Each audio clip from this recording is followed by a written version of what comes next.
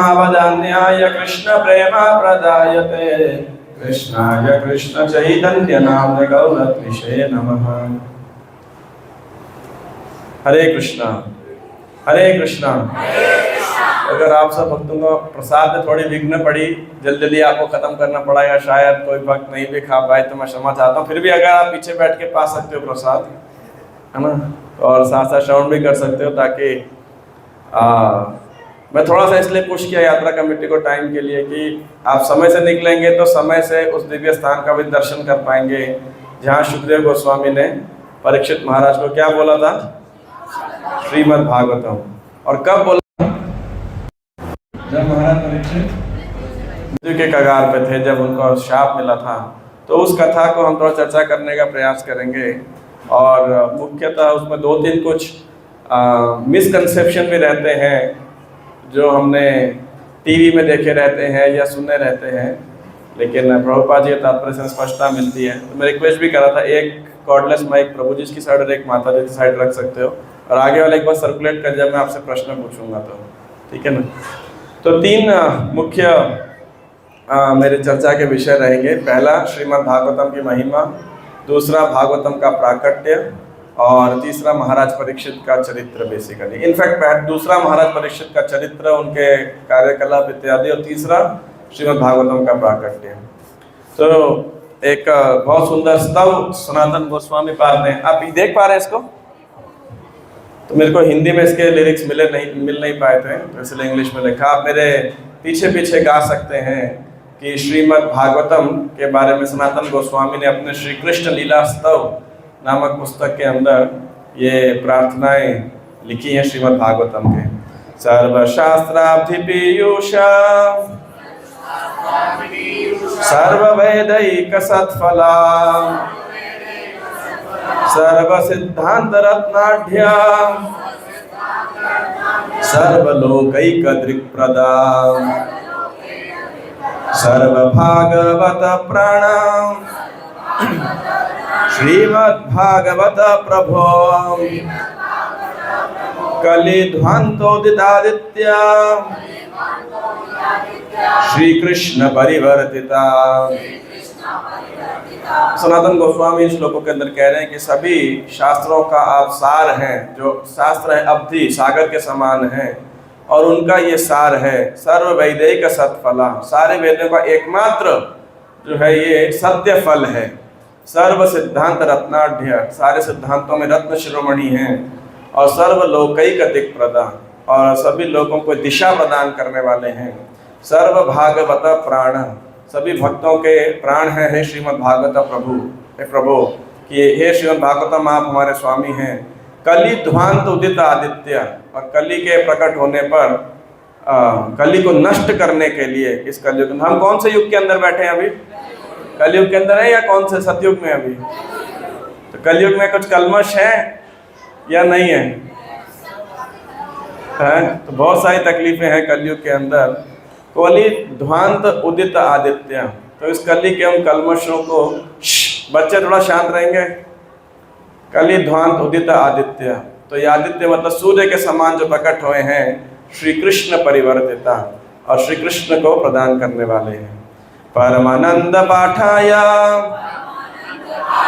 प्रेम वर्षक्षरायते सर्वदा सर्वसेव्याय श्री कृष्णाय नमोस्तुमे। तो परमानंद प्रदान करने वाले हैं। कोई इसका अध्ययन करता है, पठन करता है, तो उसे परमानंद प्राप्त होता है। प्रेम वर्षक्षरायते, और प्रत्येक अक्षर के अंदर प्रेम की वर्षा होती है। सर्वदा सर्वसेव्याय, सदैव और सबके द्वारा ये सेवित है। श्री कृष्णाय नमोस्तुमे, और मैं श्री कृष्ण के ही ग्रंथावतार हैं, श्रीमद् भागवतम श्री कृष्ण ही हैं, तो उनको मैं प्रणाम करता हूँ, नमस्कार करता हूँ। मदेक बंधु मत संगिन मद गुरो मन महाधना मन निस्तारक मद भाग्य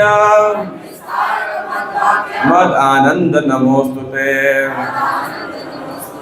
तो कह रहे हैं कि इस कलयुग के भव सागर के अंदर श्रीमद् भागवत मेरे एकमात्र बंधु हैं, एकमात्र संगी हैं, मेरे गुरु हैं, महाधन हैं, मुझे निस्तार पार लगाने वाले हैं, या इस भव सागर का पार करने मदद करने वाले हैं, मेरे भाग्य हैं और मुझे आनंद प्रदान करने वाले हैं। नमोस्तुते। असाधु साधुता दायिन अति नीचोच्चतारक, ये थोड़ा सा मिस्टेक है। हन मुंच कदाचिन माम प्रेमना हृत्कंठयो स्फुरा। तो असाधु साधु, तो कोई असाधु से भी असाधु व्यक्ति है, यदि श्रीमद् भागवत के स्पर्श में आता है तो वो साधु बन जाएगा। अति नीच उच्च तारका, कोई नीच है कोई उच्च है, सबका उद्धार करने वाला है। हाना मुंच कदाचिन्मा प्रेमना हृत कंठयो स्फुरः। तो हे श्रीमद् भागवतम, आप जो है मेरे हृदय के अंदर ये प्रेम को स्फुरित करने वाले हैं। तो इस प्रकार सनातन गोस्वामी जो है श्रीमद् भागवतम की प्रार्थना करते हैं। श्रीमद् भागवतम के पद्म पुराण में भी गुणगान किया गया है ना, इस प्रकार से कि ये भगवान के श्रीमद् भागवतम जो है भगवान के श्री विग्रह या रूप से अभिन्न है, या भागवतम की तुलना भगवान के रूप से की गई है। जो 12 स्कंद हैं वो भगवान के अलग अलग बॉडी के पार्ट्स यानी उनके दिव्य देह के अंग बताए गए हैं। तो एक बहुत सुंदर, अगर आप पीछे दिखाई पड़ रहा है वैसे आपको, या फोन छोड़ पीछे तो खैर वैसे भी नहीं दिखाई रखेंगे, यानी हाँ जो आप पढ़ सकते हैं तो रिपीट कर दीजिएगा। पादौ यदीयौ प्रथमौ द्वितीयौ तृतीय तुर्यौ कथितौ यदूरो नाभिस्तथा तथा पंचम एव षष्ठो भुजान्तरं दौर्युगलं तथान्यौ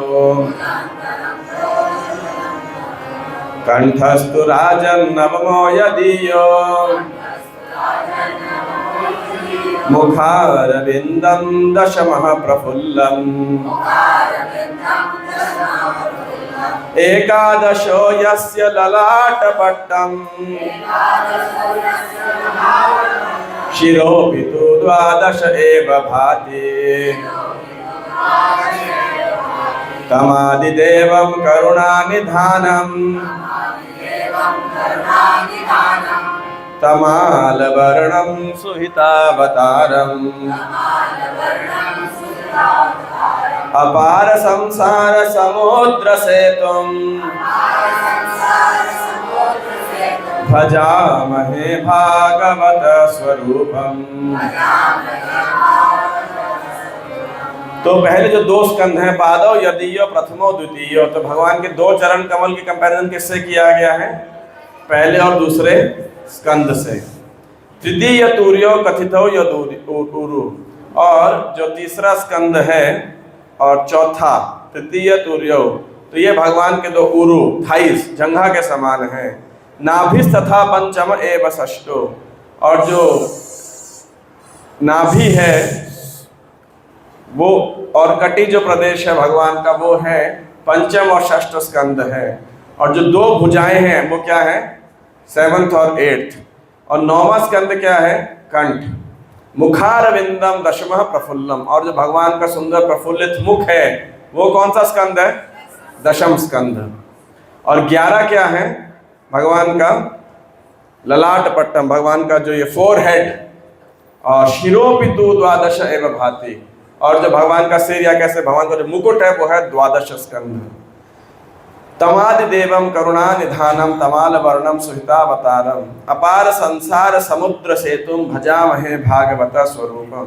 तो हे भगवान करुणा के निधान जो तमाल वर्ण के हैं, सुहितावतारम, और वो इस साहित्य के अवतार के रूप प्रकट हुए हैं। किस लिए प्रकट हुए हैं? इस अपार संसार समुद्र सेतुम, इस भव सागर को पार करने के लिए सेतु के समान है ये। भजामहे भागवत स्वरूपम। भगवान तो अपने धाम में रहते हैं और हम भौतिक जगत में रहते हैं। तो जैसे अभी गंगा जी में आप स्नान करने गए, तो जब गंगा की एक लहर इस किनारे से उस किनारे जाना हो तो कैसे जा सकते हो आप? या तो नाव हो, या आपको तैरना आता हो, या तैरने के लायक भी वो जगह हो, है ना, और या फिर एक ब्रिज हो, पुल हो जिसके ऊपर से आप चल के जा सकते हैं, है ना। तो श्रीमद् भागवतम उस पुल के समान है जहाँ भौतिक जगत में स्थित हैं, और श्रीमद् भागवतम जो कि भगवान का ग्रंथावतार है, साहित्य के अवतार है, उसकी शरण लेकर के आप भौतिक जगत से कहाँ जा सकते हो? आध्यात्मिक जगत। आप में से कितने वक्त आध्यात्मिक जगत जाना चाहते हो? तो कैसे जाओगे? इस ब्रिज के ऊपर चढ़ना पड़ेगा ना, चलना पड़ेगा। तो ये तब कर सकते हैं जब हम श्रीमद् भागवतम की शरण ग्रहण करेंगे। ऑफ कोर्स एक प्रश्न चिन्ह जरूर अवश्य आता है कि कल आपने बोला गंगा जी, आज बोल रहे भागवतम, फिर हरि नाम, है ना, फिर वैष्णव सेवा, तो बड़े गीता तो भागवतम चलो फिर भी ग्रंथावतार के रूप में हो गया। फिर आप बोलते हो केवल प्रसाद खाने, अभी जगन्नाथ जी की यात्रा आएगी, बोले प्रसाद खाने मात्र से आप जो है चले जाओगे। तो बड़ा कन्फ्यूजन होता है कि आखिर करना क्या है। तो वास्तविकता में स्पेशली भारतवर्ष के अंदर तो कृष्ण की कृपा होलसेल रूप के अंदर और विविध रूपों के अंदर है। तो कृष्ण अनंत हैं, इसलिए अनंत रूप में अपनी कृपा विस्तारित करते हैं। कि भगवान जैसे अजामिल के सेक्शन में प्रभु जी बता रहे थे ना कि भगवान जब अपने कोई बोलता है राजमा तो क्या सुनाई पड़ता है भगवान को? रामा, है ना। तो ऐसे भगवान जो है अवसर ढूंढ रहे होते हैं कैसे मैं अपनी संतान को अपने पास वापस लेके आऊँ।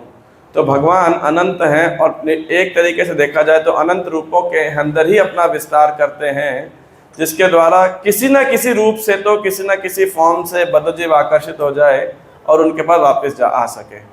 तो वही रूप का प्रदर्शन है गंगा देवी, यमुना जी, या अन्य जो इतने पर्वत हैं जो कि बड़े पवित्र हैं, या तीर्थ स्थल हैं, या समय के रूप में भगवान आते हैं, पुण्य तिथियों के रूप में, एकादशी, जन्माष्टमी, हर 15 दिन में एकादशी आ जाती है। अभी पीछे निर्जल एकादशी कही तो बोले कोई ये करेगा तो उसे ये प्राप्त हो जाएगा, गंगा, है ना। ऐसे तो भगवान अनेक ऑफर निकालते रहते हैं, चाहे समय के रूप में हो, स्थान के रूप में हो, पर्वतों के रूप में हो, नदियों के रूप में हो, श्री विग्रह के रूप में हो, हरिनाम के रूप में हो, ग्रंथों के रूप में हो, मतलब कोई भी, या अपनी विभूतियों के रूप में हो, भगवान कोई कसर नहीं छोड़ते अपनी कृपा हमारे पे प्रदर्शित करने के लिए। ये भगवान की क्या है? दया है। इसीलिए हम क्या बोलते हैं? हे कृष्ण करुणा सिंधो दीन बंधो जगतपते गोपेश गोपिका कांत राधा कांत नमोस्तुते। तो कृष्ण क्या है? हे कृष्ण करुणा के नाले हैं, करुणा के नदी है, करुणा के सागर हैं। सागर अनंत होता है, मतलब नदी सूख जाए, नाला सूख जाए, कोई तालाब कुआं सूख जाए, लेकिन सागर कभी सुने आपने सागर सूख गया? ऐसा कभी नहीं होता। तो कृष्ण उस करुणा के सागर हैं, है ना। तो इसीलिए भगवान श्रीमद् भागवतम के रूप में आए हैं। श्रीमद् भागवतम के 12वें स्कंद के 5वें अध्याय तक सुखदेव गोस्वामी बोलते हैं, 5वें 6 तक 13 अध्याय हैं 12वें स्कंद के अंदर, और उसके बाद में सूत गोस्वामी बोलते हैं और कंक्लूड करते हैं। जैसे श्रीमद् भगवद गीता किसने शुरू की थी, मतलब किसने पहला श्लोक बोला था? धृतराष्ट्र ने। और दूसरा श्लोक किसने बोला फिर? संजय ने। तो धृतराष्ट्र ने एक प्रश्न पूछा, संजय ने उसका उत्तर देना चालू किया, और गीता का कंक्लूजन किसने किया है? जो अंतिम 3-4 श्लोक है वो किसने? संजय ने, है ना। यत्र योगेश्वर कृष्ण यत्र पार्थ धनुर्धर तत्र श्री विजया भूति ध्रुवा नीतिर मतिर्मम। तो ऐसे ही स्टार्ट एक तरीके से संजय ने किया, अंत संजय ने किया, और बीच में कृष्ण और अर्जुन के संवाद को उन्होंने इंसर्ट कर दिया। उसी प्रकार से प्रारंभ किया था। वैसे तो पहला श्लोक व्यासदेव जी ने बोला है, लेकिन फिर 5वें 6 श्लोक से सूत गोस्वामी का आगमन हो जाता है, और अंतिम श्लोक भी यही सूत गोस्वामी बोलते हैं। तो इस 12वें स्कंद का जो 13वां अध्याय यानी श्रीमद् भागवतम का जो अंतिम अध्याय है, उसका शीर्षक ही है the glories of Shrimad Bhagavatam, Shrimad Bhagavat की महिमा। तो उसके अंदर सूत गोस्वामी जो हैं सभी 18 पुराणों का वर्णन करते हैं, और बताते हैं कि कुल वैदिक साहित्य में 18 पुराणों में कितने श्लोक हैं। ब्रह्मं 10 सहस्राणि पाद्मं 55 च श्री वैष्णवं त्रयोस्मिन् च 24 शैवकं दशाष्टो श्री भागवतं नारदं 25 मार्कंडं नववाहं च मान्हं च 15 चतुःशतं 14 भविष्यं स्यात् तथा पंचशतानि च दष्टासु ब्रह्म वैवर्तं लिंगम एकादशैव तु चतुर्विंशतिवाराहम् एकाशीति सहस्रकं स्कंदं शतं तथा चैकं वामनं दश कीर्तितं कौर्मं सप्तदशाख्यातं मात्स्यं तत्तु चतुर्दश एकोनविंशत सौपर्णं ब्रह्मांडं द्वादशैव तु एवं पुराण संदोहश्चतुर्लक्ष उदाहितः तत्र अष्टदश सहस्रम श्री भागवतमिष्यते। तो बता रहे 18 पुराण उनके नाम और हर एक के अंदर कितने कितने श्लोक हैं। ब्रह्म पुराण में 10,000 श्लोक, पद्म पुराण 55,000, विष्णु पुराण 23,000, शिव पुराण 24,000, नारद पुराण 25,000, मार्कंडेय पुराण में 9,000 श्लोक हैं, अग्नि पुराण 15,000, भविष्य पुराण 14,500, ब्रह्म वैवर्त 18,000, लिंग पुराण 11,000, वराहत पुराण 84,000, स्कंद पुराण 81,100, वामन पुराण 10,000, कूर्म पुराण 17,000, मत्स्य पुराण 14,000, गरुड़ पुराण 19,000, ब्रह्मांड पुराण 12,000 और श्रीमद् भागवतम में अष्टादश सहस्त्र 18,000 जो है श्लोक हैं। और उसके बाद में वो बता रहे हैं सूत गोस्वामी कि कुल वैदिक साहित्य में कितने श्लोक हो गए। इसका लगभग टोटल करेंगे तो कह रहे 4 लाख श्लोक हैं। ऐसे 4 लाख एवं पुराणम संतो चतुर्लक्ष उदाहृतः। और इसके अलावा फिर वो आगे बताते हैं कि 25,000 श्लोक सवा लाख 1,25,000 श्लोक 2 इतिहासों के अंदर है, रामायण और महाभारत।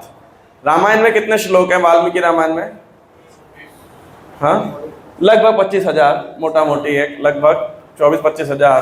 तो सूत गोस्वामी बता रहे हैं कि वैसे तो जो ओरिजिनल रामायण बोली गई थी ब्रह्मा जी को, उसमें तो बिलियन वर्सेस हैं, 1 बिलियन हिंदी में पता नहीं जितने भी होंगे, तो 100 करोड़ ऐसे श्लोक। लेकिन नारद जी ने बाद में वाल्मीकि जी को प्रेरणा दी थी और उन्होंने उसको कंडेंस फॉर्म में जो है प्रदर्शित किया। तो 24,000 लगभग 25,000 श्लोक हैं और 1 लाख श्लोक में क्या है? महाभारत। तो कुल ये वैदिक साहित्य में सब पुराण और इतिहास मिला करके 5.25 लाख श्लोक हैं। और ये श्लोक इसलिए लिखे गए हैं ताकि लोग वैदिक साहित्य की या वैदिक संस्कृति की शरण ले सकें बेसिकली। और ऑफ कोर्स हर प्रकार के गुणों, चाहे सतोगुण, रजोगुण, तमोगुण से प्रभावित लोग हैं या जो उनसे वशीभूत हैं लोग तो वो सब किसी न किसी प्रकार के से अपने स्तर से भगवान की शरण ग्रहण कर सकें। और इसके बाद में सूत गोस्वामी यह अध्याय शुरू करते हैं। सूत उवाच यम ब्रह्मा वरुणेन्द्र रुद्र मरुतः स्तुन्वन्ति दिव्यैस्तवैः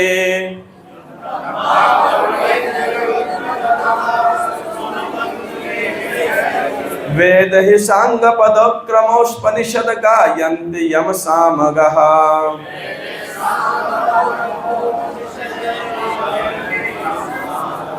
ध्यानावस्थित तद्गतेन मनसा पश्यन्ति यम योगिनो।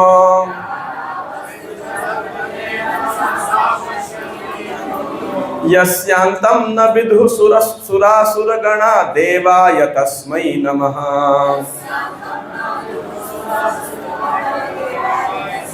तो इसमें भगवान की उपासना कर रहे हैं इस अध्याय के प्रारंभ के अंदर कि जिनकी ब्रह्मा, वरुण, रुद्र, मरुद इत्यादि सब दिव्य स्तुतियों से प्रार्थना करते हैं, सभी वेद, उपनिषद इत्यादि जो उनका गान करते हैं, तो ऐसे भगवान को, परम ब्रह्म को, जिनकी देवता, असुर सब उनके प्रार्थना करते हैं, उनको मैं और सभी योगी अपने हृदय में जिनका ध्यान करते हैं उनका प्रणाम करता हूँ। तो इस अध्याय को प्रारंभ करते हुए सूत गोस्वामी पूरा श्रीमद् भागवतम की महिमा का आगे वर्णन करना शुरू करते हैं। और 5 श्लोकों के अंदर उन्होंने कितने कितने श्लोक किस किस अध्याय के अंदर, किस किस पुराण के अंदर है उसका वर्णन किया। और फिर वो कहते हैं श्रीमद् भागवतम की महिमा कि देखो 18 पुराण हैं और उन 18 पुराणों में श्रीमद् भागवतम जो है वो सार है, उसका जो एसेंस है या क्रेस्ट ज्वेल, शिरोमणि है, वो है श्रीमद् भागवतम। और उसके अंदर ये 3 श्लोकों का वर्णन करते हैं। प्रौष्टपद्याम पौर्णमास्याम हेम सिंह समन्वितम ददाति यो भागवतम स याति परमां गतिम। ये श्लोक बता सकता है इस श्लोक में क्या लिखा गया है? लगभग आप सब ने इसमें लास्ट 3 साल से आप सब, या 4 साल से, 2020, 21, 22, 3 साल से आप सब इस श्लोक को जानते हैं और इस श्लोक में भाग भी ले रहे हैं। जी माता जी। कौन सी पौर्णमासी? भाद्र मास की प्रौष्ट पद्यम। हाँ, हेम सिंहम समन्वितम। तो वो माइक कहाँ गए? 2 कॉर्डलेस माइक है। हाँ, तो जब कोई बोलेगा ना तो आप सर्कुलेट कर दीजिएगा। तो जो भाद्र मास की पूर्णमासी को स्वर्ण के सिंहासन पर श्रीमद् भागवतम को रख के ददाति यो भागवतम, किसी को उपहार देता है, स याति परमां गतिम, उसे निश्चित रूप से परम गति प्राप्त होती है। तो अभी पिछले 4 साल से हमारे इस्कॉन के अंदर एक बहुत बड़ा इंपॉर्टेंट कैंपेन चला रहे हैं, भाद्र पूर्णिमा कैंपेन। आप सबने भक्तों ने भाग लिया था श्रीमद् भागवतम बांटने में, है ना? तो ये श्लोक 12वें अध्याय 12, 13, 13 नंबर भी आसान है याद करना। 12, 13, 13, 14 होता तो और आसान हो जाता। 12, 13, 14 और इजी हो जाता। तो पिछले साल आप जानते हैं पूरे विश्व में कितनी भागवतम सेट बांटे गए भाद्र पूर्णिमा के कैंपेन में? हाँ जी, 55,000 किताबें बांटी गई थी, sets, full set Shrimad Bhagavatam के। और आपको जान के अब खुशी होगी या दुख होगा, जो भी होगा, पंजाबी बाग के भक्तों ने प्लेस तो किए थे 1500 भागवतम सेट, लेकिन मैराथन खत्म होने तक भी 800 से ज़्यादा भागवतम सेट नहीं किए थे। अभी भी हमारे गोडाउन के अंदर वो सेट रखे हुए हैं। पिछले साल का बैकलॉग जो आपने प्लेज लिया था, हमने कई भक्तों का फॉलोअप किया कि भाई आपने प्लेज लिया था, हमने आपके लिए मंगाया है। एनी हाउ, इस साल जानते हैं कि बीबीटी और जो बुक डिस्ट्रीब्यूशन मिनिस्ट्री वैशिष्टिका प्रभु, उनका क्या प्लेज है? कितने सेट बंटने चाहिए इस साल पूरे विश्व में? नहीं, 1 लाख तो बहुत ज़्यादा हो जाएगा। नहीं, 1 मिनट, 55,000 नहीं, मैंने कुछ तो गलत बोल दिया। 1 सेकंड, मैं भूल गया, रुको 1 मिनट, मैं याद करता हूँ क्या था। मैं भी याद करके बताता हूँ एग्जैक्ट उन्होंने क्या जो टारगेट रखा है। 55,000। एनी हाउ, तो जो भी है, भाद्र पूर्णिमा पे जो इस प्रकार से श्रीमद् भागवतम को डिस्ट्रीब्यूट करता है। मैं तो निर्जल एकादशी की रात को कहना चाहता, लेकिन हम तैयार नहीं थे कि आप सब भक्त हरिद्वार यात्रा से गंगा जल तो लेके जा रहे हो, लेकिन आप ट्राई करो कि हर महीने पूर्णमासी को से पहले एक भागवतम सेट डिस्ट्रीब्यूट करने का, तो हमारा सारा बैकलॉग भी खत्म हो जाएगा। मुश्किल तो नहीं है एक सेट 1 महीने में बांटना? मुश्किल है, आसान है? बस एक विल पावर की आवश्यकता है, थोड़ा सा प्रयास करने की आवश्यकता है। प्रयास करेंगे तो अवश्य संभव होगा। और 1 महीने एक भागवतम सेट को ज़्यादा मुश्किल टारगेट नहीं है ना? और 12 महीने 12 करना है बस आपने। अब सोचो अगर 400 भक्त यहाँ पे आए हैं तो कितने सेट हो गए 1 साल में? 4800 सेट तो ऐसे ही हो गए। 5000 सेट तो ऐसे पंजाबी बाग के भक्त कर सकते हैं अगर लगन लगे। और कितने सारे भक्त तो आए नहीं है ना? अगर वो 500,000 भक्त लग जाएंगे तो फिर बीबीटी प्रिंट करते हुए थक जाएगी, है ना? नहीं, हाँ, इसके बाद में बता रहे हैं सर्व वेदांत सारम ही श्री भागवतमिष्यते तदरसामृत तृप्तस्य नान्यत्र स्याद्रतिः क्वचित्। कि श्रीमद् भागवतम सभी वेदांतों का सार है। और वह तदरसामृत तृप्तस्य, श्रीमद् भागवतम के अमृत रूपी रस का पान करने के बाद व्यक्ति इतना संतुष्ट हो जाता है कि न अन्यत्र स्याद रतिः क्वचित्। वो किसी और इवन वैदिक साहित्य को पढ़ने में उसकी रुचि नहीं रहती। जो 17 पुराण बताए हैं उसको पढ़ने में रुचि नहीं रहती, तो मंडेन कॉमिक्स की, मंडेन किताबों की, नॉवेल्स की तो बात ही छोड़िए। श्रीमद् भागवतम के अंदर ऐसा रस है ना? अब देखो श्रीमद् भागवतम है क्या? कई दृष्टिकोण से भक्त लोग इसको एक्सप्लेन करते हैं। तो एक तो ये है कि मान लीजिए आप कूर्म अवतार के, कूर्म रूप देव के मंदिर में गए, तो आप कौन से अवतार की पूजा करोगे? कूर्म अवतार की। मत्स्य के मंदिर में गए तो आप केवल मत्स्य अवतार की पूजा करेंगे। भगवान रामचंद्र के मंदिर में गए तो केवल राम अवतार की पूजा करेंगे। कृष्ण के मंदिर गए तो कृष्ण अवतार की पूजा करेंगे, या नरसिंह भगवान के मंदिर गए नरसिंह भगवान की पूजा करेंगे। लेकिन श्रीमद् भागवतम में क्या है? श्रीमद् भागवतम स्वयं ग्रंथावतार है और सारे अवतार इसके अंदर है ना। चाहे वो मत्स्य हो, वामन हो, कूर्म हो, श्री कृष्ण हो, श्री रामचंद्र हो, नरसिंह भगवान हो या अन्य अन्य सभी अवतार श्रीमद् भागवतम अवतार के अंदर हैं कि आप भागवतम पढ़ने मात्र से, भागवतम शरण ग्रंथ, आप सारे अवतारों को की सेवा कर सकते हैं, उनके बारे में जानते हैं।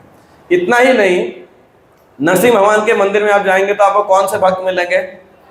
प्रहलाद महाराज मिलेंगे। राम जी के मंदिर जाएंगे तो कौन भक्त मिलेंगे?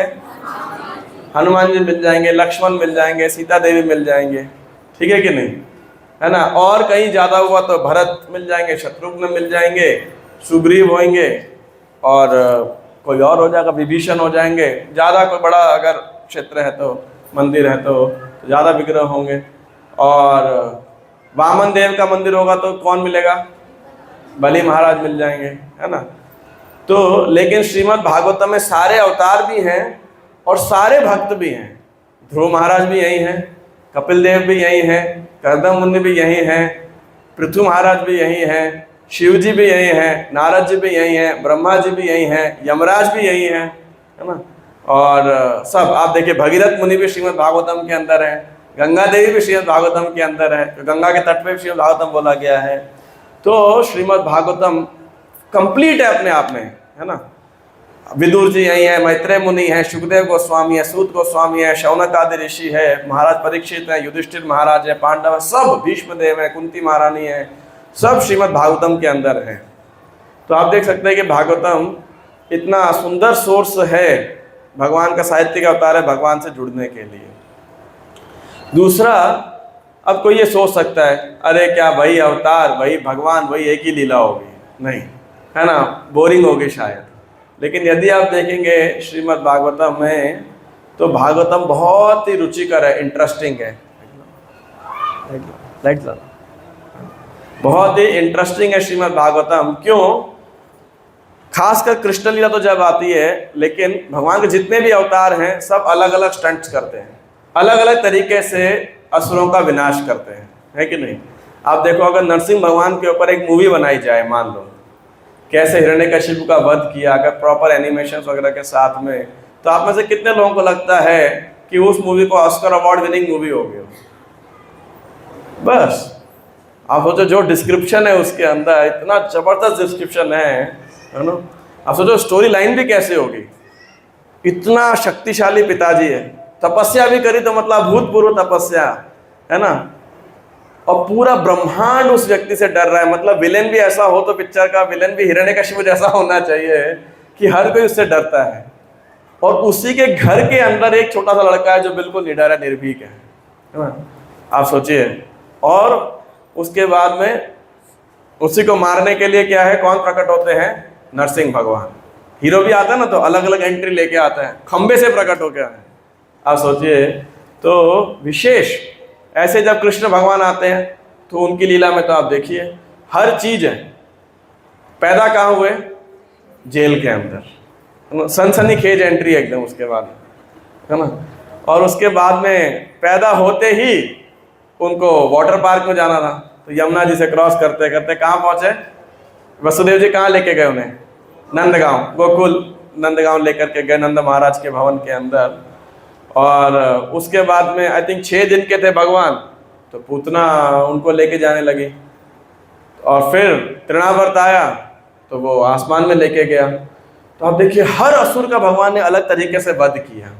और देखिए, कोई भी आप मूवी देखे होंगे तो हीरो मतलब क्या बोलेंगे, नायक का नायकत्व स्थापित होता है, यदि खलनायक होगा तभी तो स्थापित होगा ना।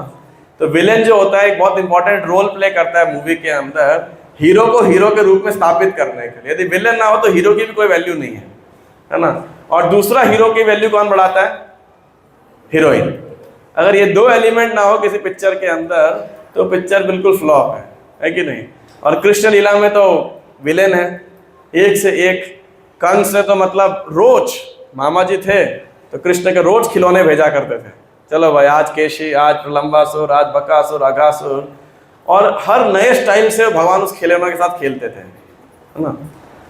और इतना हो गया, कृष्ण असुरों को ऐसे वध करते थे, तो ब्रज के अंदर जो कृष्ण के सब ग्वाल बाल मित्र थे वो कहते थे, जब वो देखते थे कि मान लो कोई गधे के रूप में आया, घोड़े के रूप में आया, इसके रूप में आया, बैल के रूप में आया है, तो कहते थे इससे तो कृष्ण निपट लेगा, ये तो असुर है, बेकार है।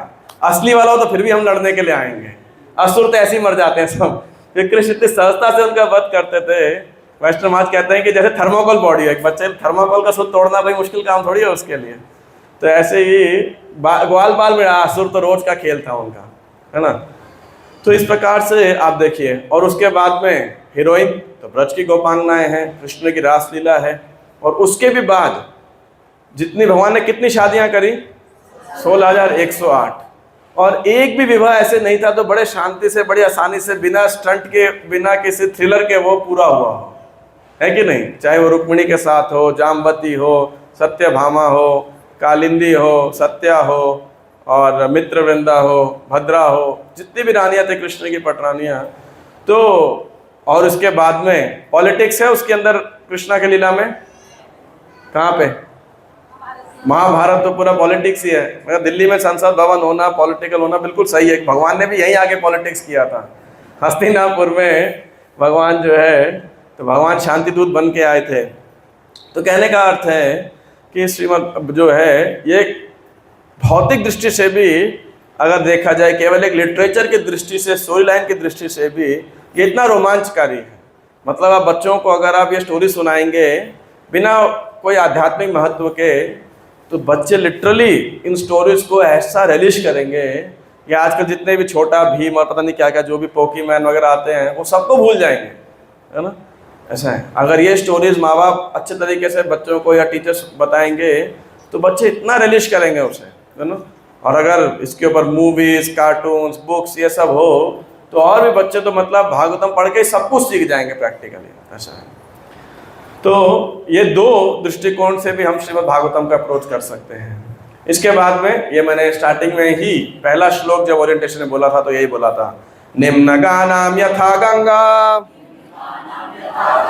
देवानाम अच्युतो यथा वैष्णवानाम यथा शंभुः पुराणानाम इदम तथा। तो सूत गोस्वामी एक दो उदाहरण देते हैं, एक्चुअली यहाँ पे मैंने एक ही लिया है केवल। वो ये है, निम्न गानाम, जिस प्रकार नीचे जाने वालियों में क्या है चीज़ों में, गंगा देवी सर्वश्रेष्ठ हैं। देवानाम अच्युतो यथा, सभी देवताओं में जो हैं भगवान अच्युत सर्वश्रेष्ठ हैं। उसी वैष्णवों में सर्वश्रेष्ठ कौन है, यथा शंभु महादेव, नीलकंठ महादेव। पुराणा नाम इदम तथा, उसी प्रकार सभी पुराणों में क्या है, ये श्रीमद् भागवतम सर्वश्रेष्ठ है। और ये भागवतम किसको प्रिय है उसके बारे में बता रहे हैं। श्रीमद् भागवतम पुराणम अमलम यद वैष्णवानां प्रियम।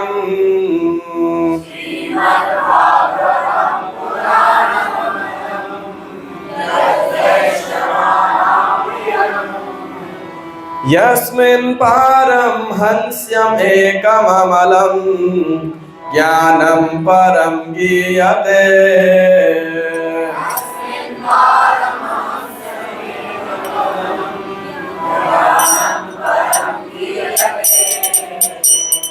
तत्र ज्ञान विराग भक्ति सहितं नैष्कर्म्यम् आविष्कृतम्।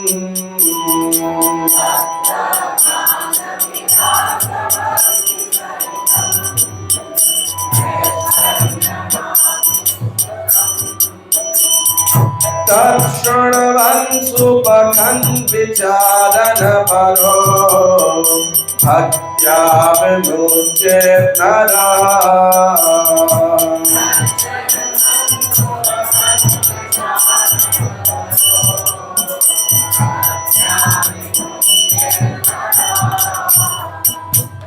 तो इसमें सूत गोस्वामी कह रहे हैं कि ये जो श्रीमद् भागवतम है, क्या है, पहला कैरेक्टरिस्टिक क्या है, पुराणम अमलम, अमल पुराण है, स्पॉटलेस पुराण है, इसके अंदर कोई कमी नहीं है। दूसरा, यद वैष्णवानाम प्रियम, ये सभी वैष्णवों को बहुत ही प्रिय है। यस्मिन् पारम हंस्यम एकम अमलम ज्ञानम परिगीयते, और जो परमहंस हैं यानी जीवन के सर्वोच्च सिद्धि पर स्थित हैं, वो क्या करते हैं, इस परम ज्ञान को, अमलम ज्ञानम, इस अमल ज्ञान को परम गीयते, गाते हैं। तत्र ज्ञान विराग भक्ति सहितम।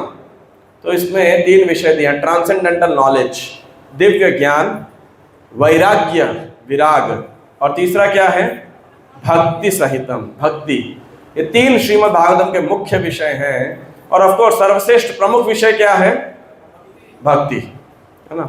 अब प्रभुपाद जी एक लेक्चर के अंदर बताते हैं कि, मतलब और भी बताते होंगे, लेकिन कह रहे हैं कृष्ण भक्ति, कृष्णा कॉन्शियसनेस मीन्स वैराग्य विद्या, है ना, ऐसा।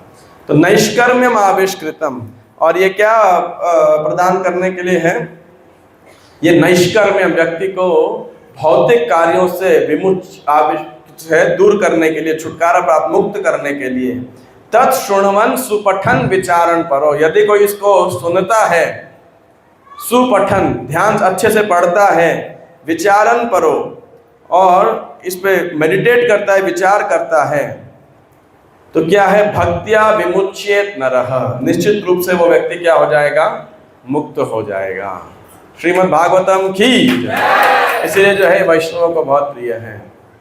और इसके बाद सुखदेव सूत गोस्वामी बता रहे हैं कि ये कैसे किसको बोला गया। कस्मै येन विभासितो यम अतुलो ज्ञान प्रदीपः पुरा।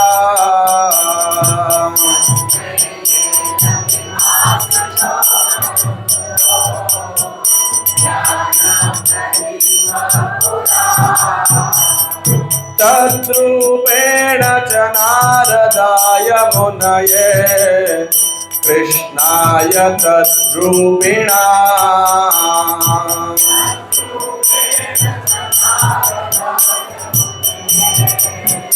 कृष्णाय तद्रूपिणा योगीन्द्राय तदात्मनाथ भगवत् राताय कारुण्यता।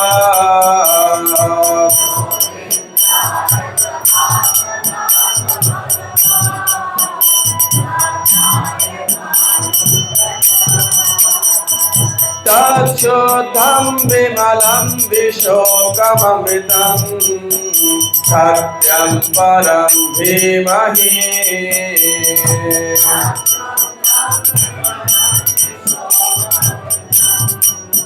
सत्यं परं धीमहि। तो कह रहे हैं कस्मै येन विभासितो यमतुलो ज्ञान प्रदीपः पुरा।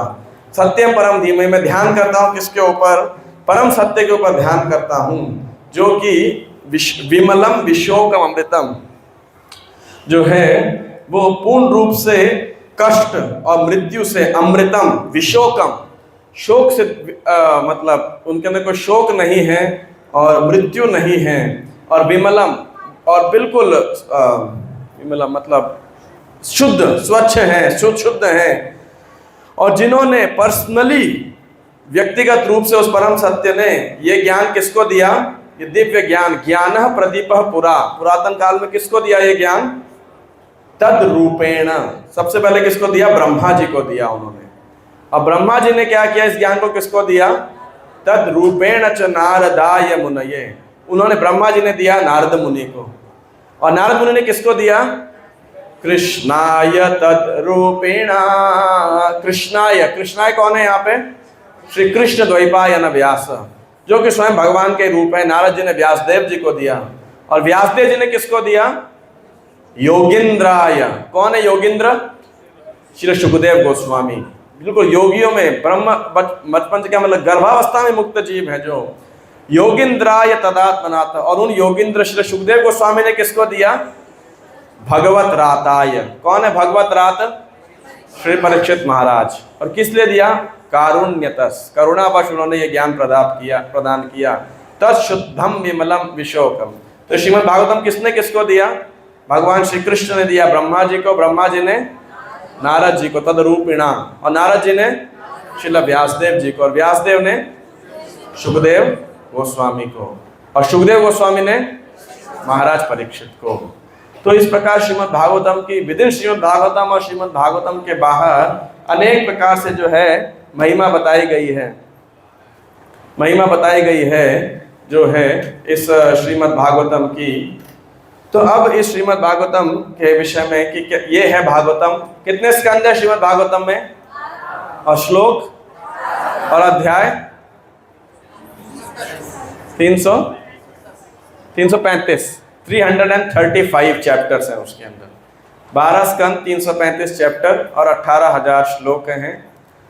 ज़्यादातर श्लोक जो हैं वो अनुष्टुप छंद के अंदर हैं, 8 मीटर के अंदर। आप में से कितने भक्तों ने पूरी भागवतम पढ़ी है कवर टू कवर, 1 से 12 कैंटो तक, तात्पर्यों के साथ? ओके, तात्पर्य के साथ। ओके, और बाकी कितने भक्त जो पढ़ रहे हो? तो आज हरिद्वार की यात्रा कमेटी ने मुझे स्पेशली बोला था कि एक फीस लेने के लिए आप भक्तों से, वो क्या फीस है? श्रीमद् भागवतम को रोज पढ़ना है, लेकिन आप सब पढ़ोगे नहीं? अगली यात्रा के रजिस्ट्रेशन फॉर्म में आपसे यही पूछा जाएगा, अगर आपने प्रथम स्कंद के ऊपर मतलब प्रथम स्कंद नहीं समाप्त किया होगा तो आपको यात्रा में नहीं लेके जाएंगे। ठीक है कि नहीं? अच्छी स्कीम है, नहीं है? और जिसने पूरी भागवतम पढ़ी होगी उसे कुछ स्पेशल डिस्काउंट दिया जाएगा। हाँ जी, तो ये श्रीमद् भागवतम की और अनेक प्रकार से महिमा है।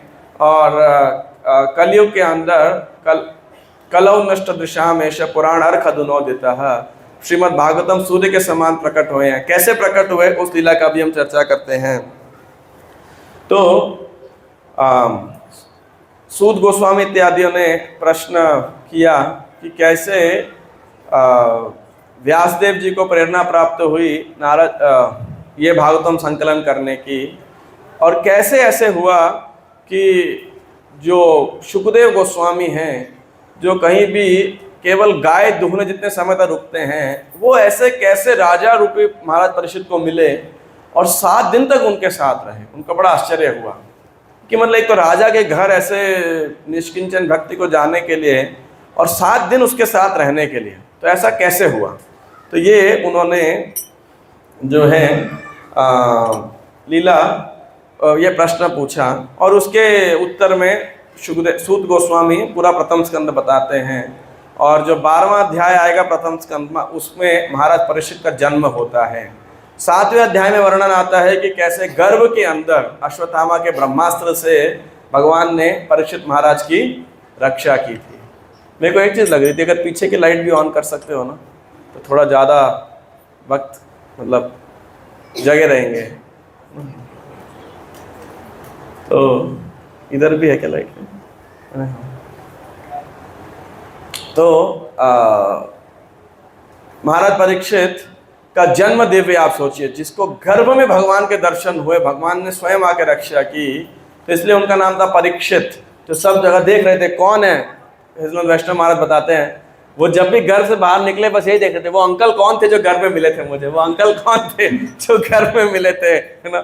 और जब कृष्ण का दर्शन किया उन्होंने तो समझ के ये हैं वो व्यक्ति जिन्होंने मेरे को जिनके दर्शन मुझे गर्भ में हुए थे, है ना। तो महाराज परीक्षित फिर 12वें अध्याय में उनका जन्म जब होता है तो खूब सभी एस्ट्रोलॉजर और आचार्य ज्योतिषगण उनके तेजस्वी भविष्य के बारे में बताते हैं कि वो क्या क्या महान कार्य करेंगे। और आगे जा कर के वर्णन आता है शुकदेव को महाराज परीक्षित एक दिन अपने राज्य के भ्रमण पे जा रहे थे। प्रभुपाद जी लिख रहे हैं मौज मस्ती करने नहीं जा रहे थे, वो किस लिए जा रहे थे?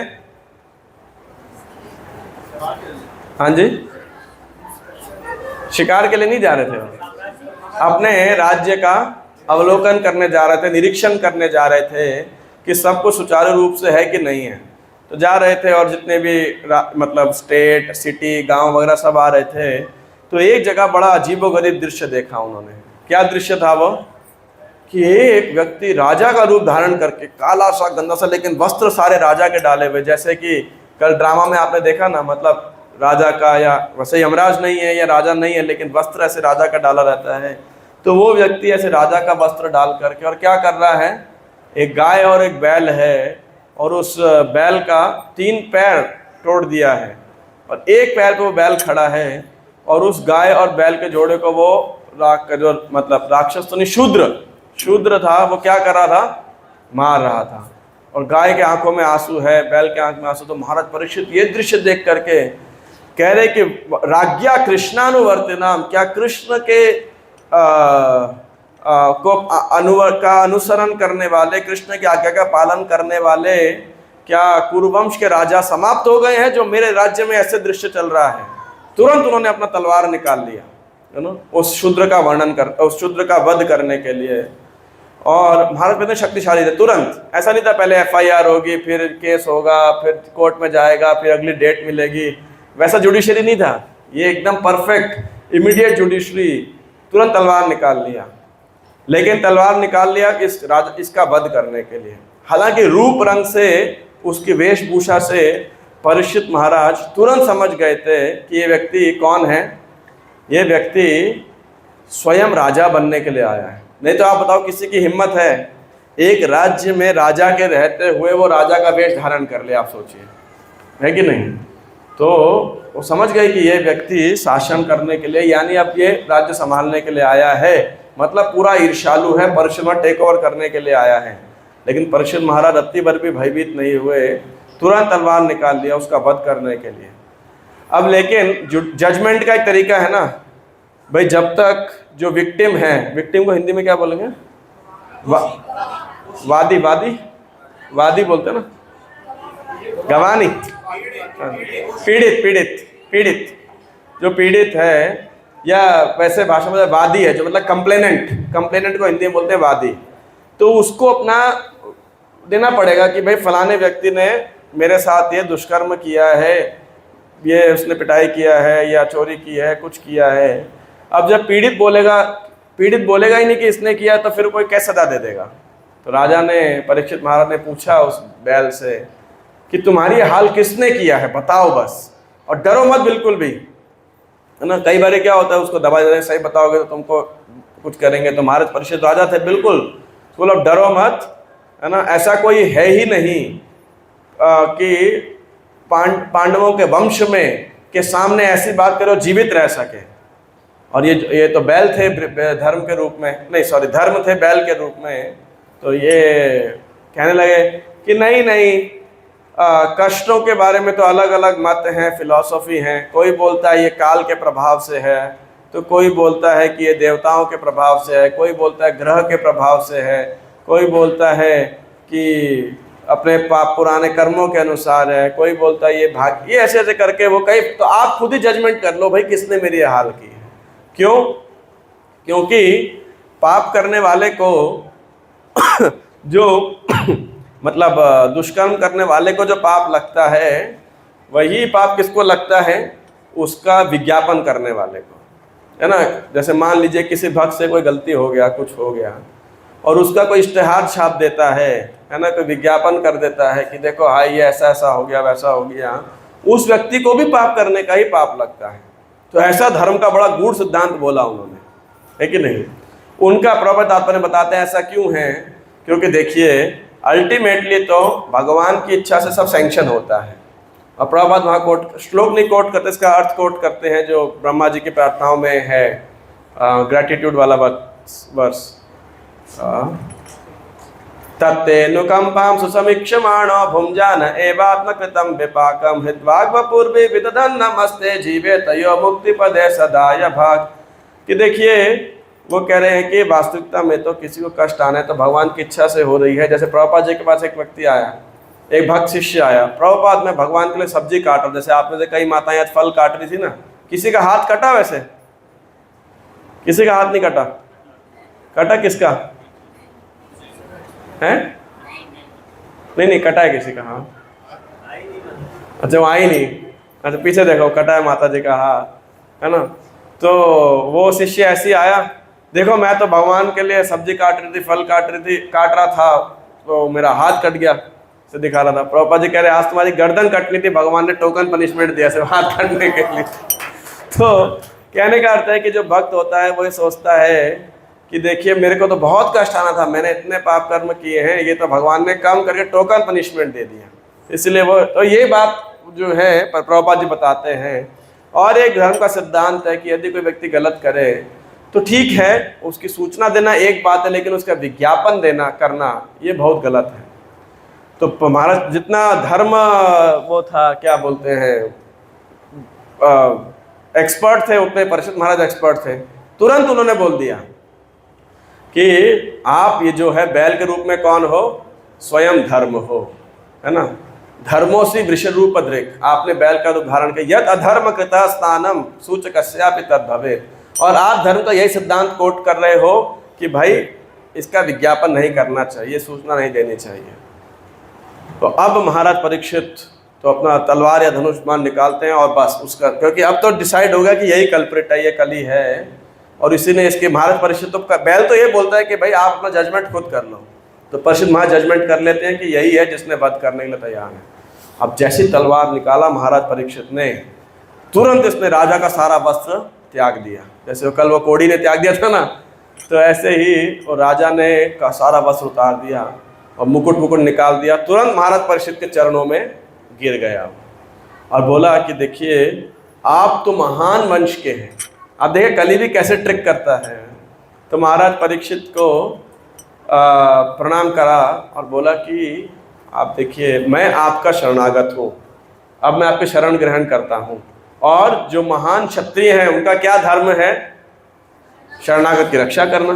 तो आप मुझे आश्रय प्रदान करो, आप मेरा वध नहीं कर सकते। जब तक चौड़ा होकर खड़ा तब तक तो वध करने तैयार थे। अब महाराज परीक्षित भी सोचने लगे कि क्या किया जाए।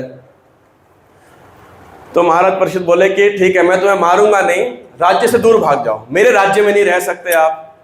तो बोला भाई पूरी पृथ्वी आपका राज्य, जाऊंगा कहाँ फिर मैं, है ना। तो कुछ तो स्थान दे दीजिए, मैं आपकी प्रजा के ही समान हूँ, तो मुझे राज्य में रखिए, कुछ तो स्थान दीजिए। तो महाराज परीक्षित विचार करते हैं अब क्या किया जाए, है ना। और वे जानते थे कि ये राजा का वस्त्र, राजा बनने के शासन करने की मानसिकता से आया है, यानी अधर्म का शासन करने के लिए आया है। तो जैसे ही इस व्यक्ति को आश्रय प्रदान करेंगे ये अपना रंग प्रभाव दिखाएगा, ऐसा वो जानते थे।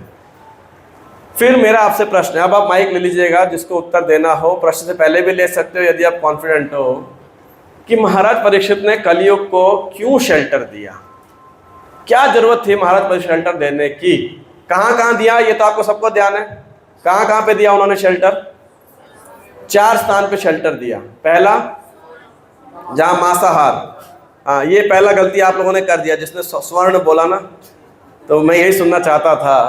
ये कई ऐसे हैं, एक मिनट, मांसाहार जहाँ होता है, जहाँ पे पशुओं का वध किया जाता है वो। दूसरा जहाँ पर मदिरा पान नशा सेवन इत्यादि होता है। तीसरा जहाँ जुआ सट्टा इत्यादि खेला जाता है। और चौथा जहाँ पे व्यभिचार होता है। तो ये 4 स्थान के ऊपर मांसाहार, नशा और जुआ और व्यभिचार होता है, ये 4 स्थान बोला, ये 4 स्थान पे तुम रहो। वे कलियुग बहुत स्मार्ट था, तो बोला ये स्थान तो महाराज आपके राज्य में मिलेंगे ही नहीं, तो कुछ और दे दो, ऐसा है। तो परीक्षित महाराज ने फिर विचार किया अब क्या स्थान दें। तो उन्होंने क्या स्थान दिया, उन्होंने देखिए ये सोने को सही दृष्टिकोण समझना पड़ेगा आपको। आप खाली सोना समझते हैं और सब लोग सोना पहनते भी है ना। तो ये सोना है एक्यूमुलेटेड वेल्थ बेसिकली, यानी जहाँ पे लोभ के वशीभूत होकर के व्यक्ति जरूरत से ज़्यादा धन संग्रह करता है, तो वो कलिराज का स्थान है। प्रैक्टिकली आप कैसे देख सकते हो, आप देखिएगा, आप जितने लोग जॉब करते हो, व्यापार करते हो, अर्निंग करते हो, जब आपका इंक्रीमेंट हो जाए, जब आपको व्यापार में फ़ायदा हो जाए, पैसा आते ही सबसे पहला प्लान क्या बनता है? हाँ जी, क्या प्लान बनता है? प्रॉपर्टी ले लेते हैं, ज्वेलरी ले लेते हैं, कहीं ट्रिप पे घूम के आ जाते हैं, घर में बहुत दिन से हो गया इंटीरियर चेंज करा लेते हैं, है ना, नई गाड़ी ले लेते हैं, है ना। और ये भी दाना, चलो कुछ भाग दान भी दे देते हैं, भगवान ने हमें फ़ायदा करा है, थोड़ा भगवान का फ़ायदा कर देते हैं, है ना। ये भी जो है कभी कभी भाव आता है। लेकिन आप देखिए जैसे ही पैसा आता है, वो व्यक्ति पैसे को कहाँ लेके जाता है? व्यक्ति को ज़्यादातर पाप कर्म की ओर ही लेके जाता है। अब जहाँ आवश्यकता नहीं होगी, ये कली का वास है बेसिकली, है ना। निश्चित रूप से व्यक्ति जो है वो कली में जाएगा। तो ऐसा यहाँ पर, और प्रभुपाद जी वैसे कह रहे हैं कि जहाँ अहंकार होता है, दया नहीं होती है, वो संचार, प्रभुपाद जी मेरे को एग्जैक्ट वर्ष नहीं ध्यान है अभी, उसमें 4 बताते हैं स्थान जहाँ अहंकार है, दया नहीं है और ये सब पवित्रता नहीं है, ये सब स्थान के अंदर कली रहता है। तो कलियुग को ये 5 स्थान दे दिए। अब मेरा आपके आईक्यू टेस्ट करने के लिए क्वेश्चन है कि महाराज परीक्षित ने ये स्थान दिए ही क्यों, कलियुग को क्यों स्थान दिया? ऐसा महाराज परीक्षित के मन में क्या था? क्या आपको लगता है कि कली ने परीक्षित महाराज को बेवकूफ बना दिया? कितने लोगों को ऐसा लगता है? वो तो परीक्षित महाराज हैं, राजा भी इतने टॉप क्लास और महान भक्त, तो बेवकूफ तो नहीं बना सकते। तो ऐसा क्या था महाराज परीक्षित के मन में, क्या उनका विचार था कि इस कली को शेल्टर दे दिया उन्होंने? क्योंकि ये बात अगर आपने जो भी टीवी सीरियल या ना पढ़ाओगे आपको नहीं बताई गई होगी ये बात। यस माता युग तो आने ही है और उनको पता है कि अब तो कृष्ण भगवान से जहाँ पे चले गए हैं और उनको कलयुग को रोक नहीं सकते, बिकॉज हर तरफ के हर युग आना है। तो महाराज परीक्षित को ताकि वो कलयुग को उनको एंट्री देनी पड़ेगी। ओके, ये एक बात है। बाह्य कारण आप कह सकते हैं कि महाराज परीक्षित महान राजा वो काल चक्र को नहीं रोक सकते हैं, लेकिन कभी कभी जगह पे प्रभुपाद जी भी लिखते हैं कि महाराज परीक्षित ऐसा शासक ही चाहिए जो कलयुग के प्रभाव को रोक सकता है। तो ये एक बात है, बाह्य कारण आप कह सकते हैं, गलत नहीं है लेकिन बाह्य कारण है। ये सदैव प्रसाद प्रभु।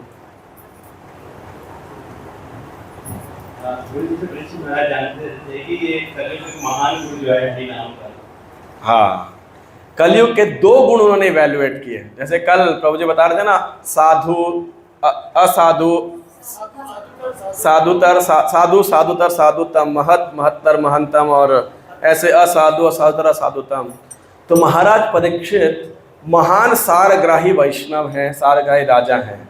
तो उन्होंने ये तो देखा काल चक्र तो है लेकिन फिर भी बहुत प्रभावशाली राजा थे, तो कलयुग के प्रभाव को तो विथस्टैंड कर जाते हो, और अगर लंबा जीते तो मैं कह रहा हूँ, क्योंकि वो महान राजा थे अपनी भक्ति और शासन दोनों के प्रभाव से। लेकिन उन्होंने विचार किया, क्या विचार किया? 2 विचार किए उनके मन के अंदर। पहला विचार भागवतम के प्रथम स्कंद के अंदर ही आता है, इसी के अंदर, कि बाकी युगों के अंदर यदि आप मन से कोई पुण्य भी करते हैं या मन से पाप करते हैं तो उसका परिणाम अच्छा और बुरा दोनों परिणाम आपको प्राप्त होता है। जैसे उदाहरण था जो परशुराम जी की माता थी रेणुका जी, तो उन्होंने अपने मन के अंदर कोई गलत विचार आया तो जो जमदाग्नि थे क्या बोला, उन्होंने अपने पुत्रों को बोला कि अपनी माता का गला काट दो। तो सारे पुत्रों ने मना कर दिया, लेकिन जो उनके सबसे काबिल पुत्र थे, कौन थे वो? स्वयं परशुराम। तो परशुराम जी को बोला तो उन्होंने झट करके काट दिया, भाइयों का भी माता का भी। तो जमदाग्नि बड़े प्रसन्न हो गए, बोले वरदान मांगो। बोले आप दोनों को वापस जीवित कर दो, भाइयों को और माता को। तो ऐसे कोई मन से यदि आपने पाप किया मान लीजिए, है ना, तो आपको सजा मिलेगी। लेकिन कलयुग के अंदर कैसा है, आप मन के लेवल पे कोई गलत काम करते हैं तो उसकी सजा मिलेगी या नहीं मिलेगी? वो नहीं मिलेगी। अगर वो सजा हमें मिलने लग जाए तो फिर तो मतलब थोड़ा बेड़ा गर्क हो जाएगा व्यक्ति का। लेकिन यदि आप मन से कोई अच्छा कार्य भी कर देते हैं, जैसे मान लीजिए आप केवल मन से ही हरिद्वार आए थे, है ना, और किसी कारणवश आप बिजी थे, बीमार थे, कोई कार्य इंपॉर्टेंट कार्य था, नहीं आ पाए, लेकिन मन से आप हरिद्वार में सोच रहे, अरे भक्त लोग कथा सुन रहे, कीर्तन कर रहे, गंगा स्नान कर रहे, संकीर्तन कर रहे, एटसेट्रा, तो आपको परिणाम मिलेगा या नहीं मिलेगा? मिल जाएगा। और अगर आपने मन में सोच लिया अच्छा हुआ नहीं गया, ये फलाना भक्त भी गया था उसके अंदर यात्रा में, उसका मुंह देखना पड़ता, है ना, मान लो ऐसा आप सोचते, तो इसका आपको सजा मिलेगी नहीं मिलेगी? नहीं मिलेगी। तो देखो ये कलयुग के अंदर आप कोई भी पुण्य का कार्य करेंगे आपको परिणाम प्राप्त होगा मन से, केवल एक्चुअली नहीं भी करोगे तो भी, और यदि पाप करो सजा नहीं मिलेगी। तो ये तो कलयुग का महान गुण है, मतलब बहुत बढ़िया युग है। और दूसरा उनके मन में क्या आया, कले दोष निधे राजन अस्ति एको महान गुण कीर्तनादेव कृष्ण से मुक्त संग परम व्रजेत। ये कलयुग क्या है? दोषों का खजाना है, दोषों का सागर है।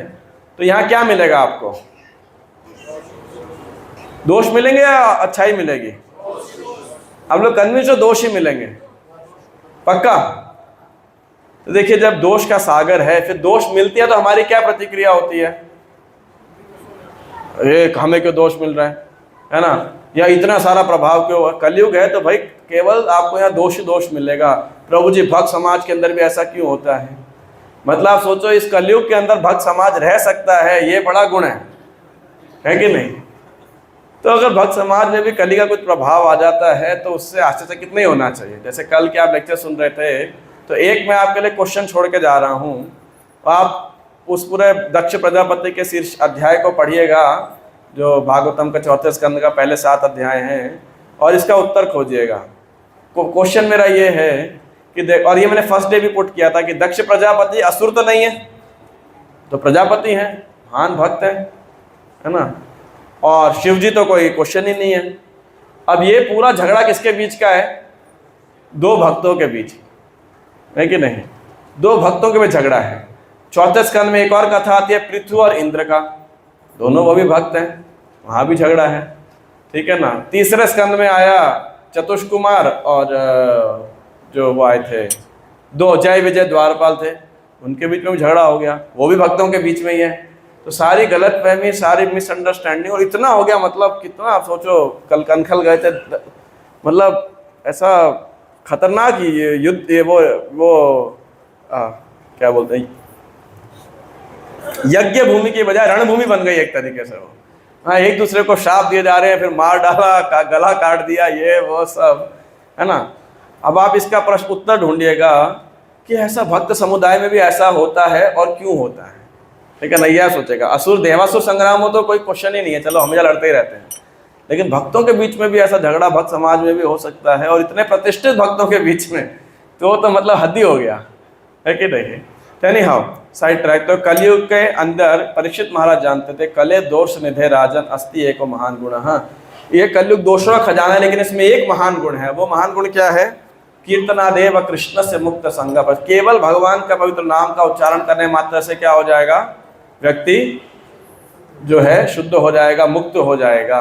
और इसीलिए 11वें स्कंद के अंदर एक बहुत सुंदर श्लोक आता है जिसमें कहते हैं कि जो सारग्राही वैष्णव हैं, जो गुणों को स्वीकार करने वाले वैष्णव हैं, वो क्या करते हैं? विद्वान जन क्या करते हैं?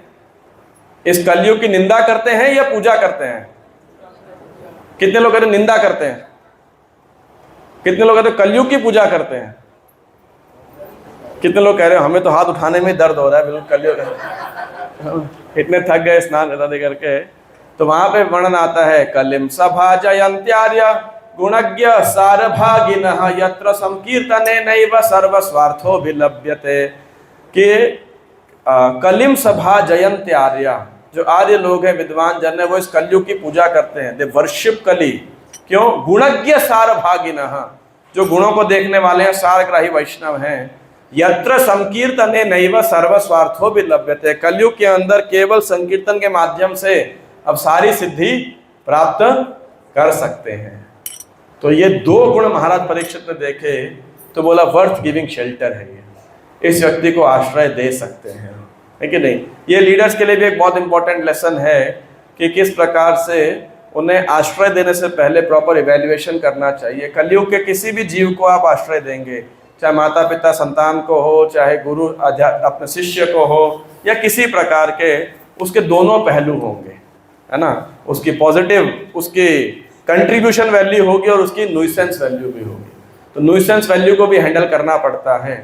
और इसके बाद में यही हुआ, कलयुग इन स्थान पर रहने लगा और कलयुग को आश्रय दे दिया उन्होंने, ये 4 स्थान दे दिए। लेकिन परीक्षित महाराज ने क्या किया? अपने पूरे शासन को इस प्रकार से व्यवस्थित किया कि सब जगह यज्ञ होने लगे, संकीर्तन होने लगे, और किसी प्रकार का व्यभिचार, मांसाहार, नशा और ये जुआखोरी नहीं हो रही थी। सब कुछ प्रतिबंध भी लगा दिया, लोगों को शिक्षा देने लगे और सबको यज्ञों में लगा दिया। यज्ञ लगाने से क्या होगा? सबको पैसा देना पड़ेगा, तो एक्यूमुलेटेड वेल्थ ही नहीं रहेगा। अब कलयुग के पास कोई स्थान ही नहीं रह गया, कहाँ पे कैसे रहेगा? ढूंढ रहा है सब। तो अब आप बताइए क्या हुआ इसके बाद के? एक और गलत फहमी। अब कलयुग ने क्या किया? कहाँ पे प्रवेश किया? हाँ, माइक लेके बोलो। यस विद्रोह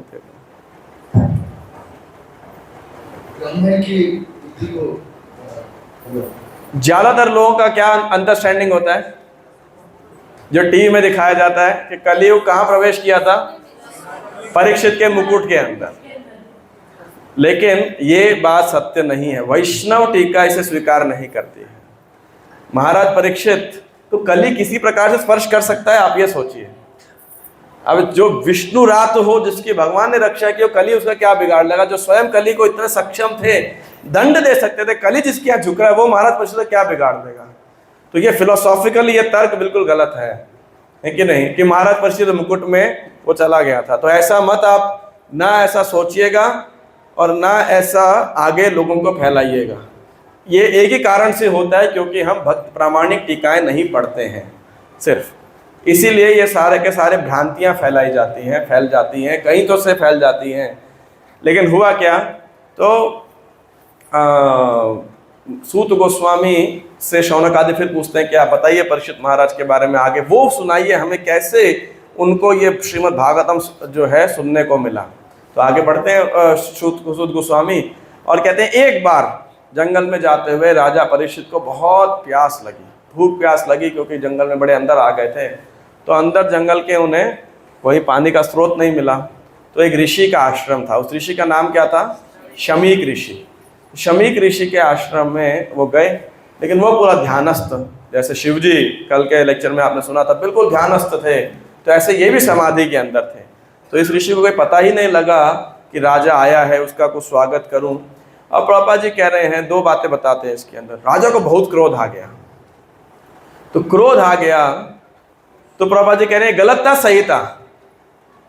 आप में से कितने लोग कहते हैं राजा परीक्षित को ऐसे क्रोध आना ऋषि के ऊपर गलत था? गलत था। कितने लोग कहते हैं? कितने लोग कहते हैं सही था? प्रभुपाद जी कह रहे हैं अनुचित नहीं था।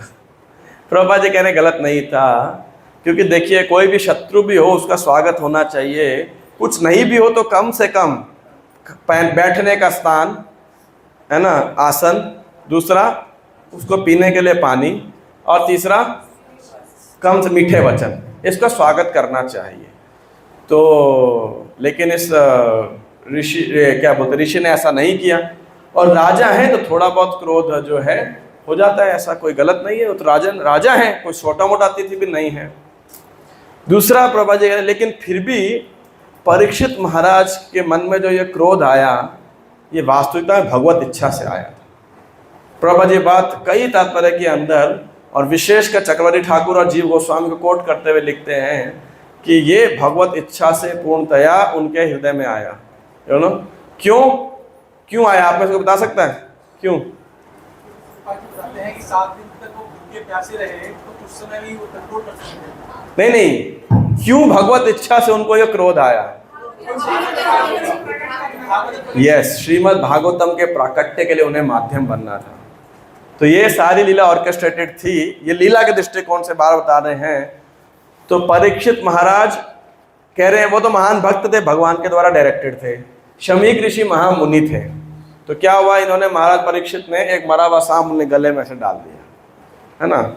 ये बात बहुत अनप्रेसिडेंटेड है, मतलब ऐसा बाई चांस कभी हो गया, ये कोई रेगुलर नहीं है। क्योंकि राजा का क्रोधित होना कोई गलत बात नहीं है, लेकिन एक महान भक्त परीक्षित जैसे, वो भी एक ब्राह्मण पे कुपित होना, ये तो बिल्कुल ही मतलब संयोगवश वाली बात होती है ना, वंस इन अ वाइल्ड वाली। तो डाल दिया ऐसा। तो शमीक ऋषि को फिर पता नहीं लगा, परीक्षित भी चले गए।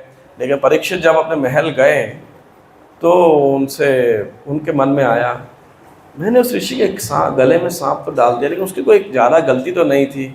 बड़ा पश्चाताप होने लगा उनको हृदय के अंदर। प्रभा जी लिख रहे हैं ये एक महान व्यक्ति के कार्यकलाप, यदि कोई गलती उससे हो जाती है तो उसको बहुत पश्चाताप होता है। जैसे अजामिल के प्रसंग में हम पश्चाताप के बारे में सुन रहे थे।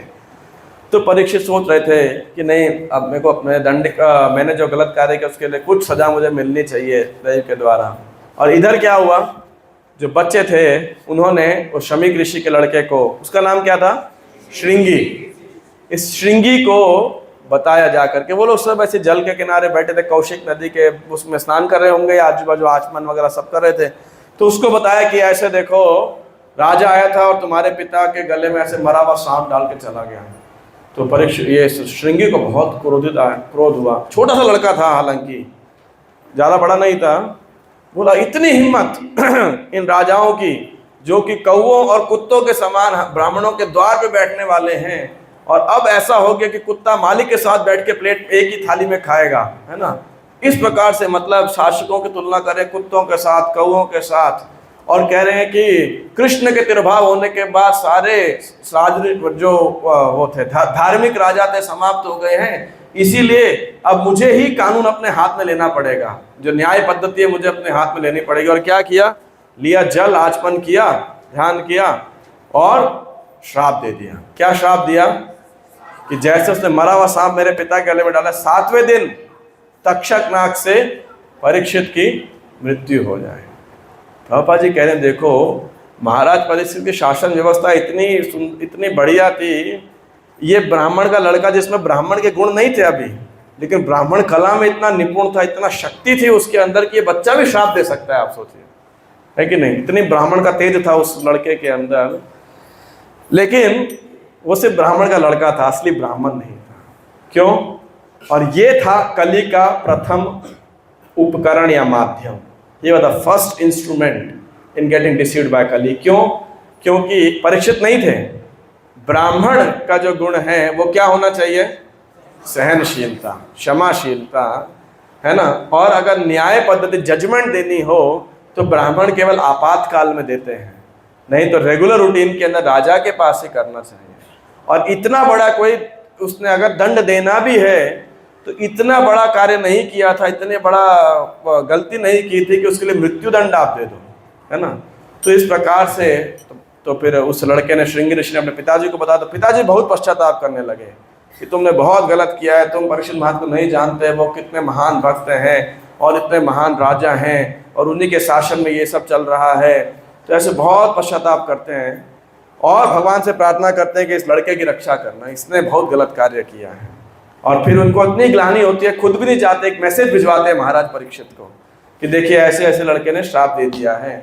और वो महाराज परीक्षित के गुणगान में एक श्लोक बोलते हैं, आप मेरे पीछे दोहराइएगा। तिरस्कृता विप्रलब्धा शप्ता शिप्ता हता अपि नास्त्य तत्प्रतिकुर्वन्ति तद्भक्ता प्रभवोपि। वो कह रहे हैं कि देखिए महाराज परीक्षित, मैं जानता हूं कि उनमें पूरी शक्ति है इस श्राप को नलिफाई करने के लिए या श्रृंगी को काउंटर कर्स करने के लिए है, पूरी शक्ति है उनके पास, लेकिन फिर भी ऐसा करेंगे नहीं। क्यों?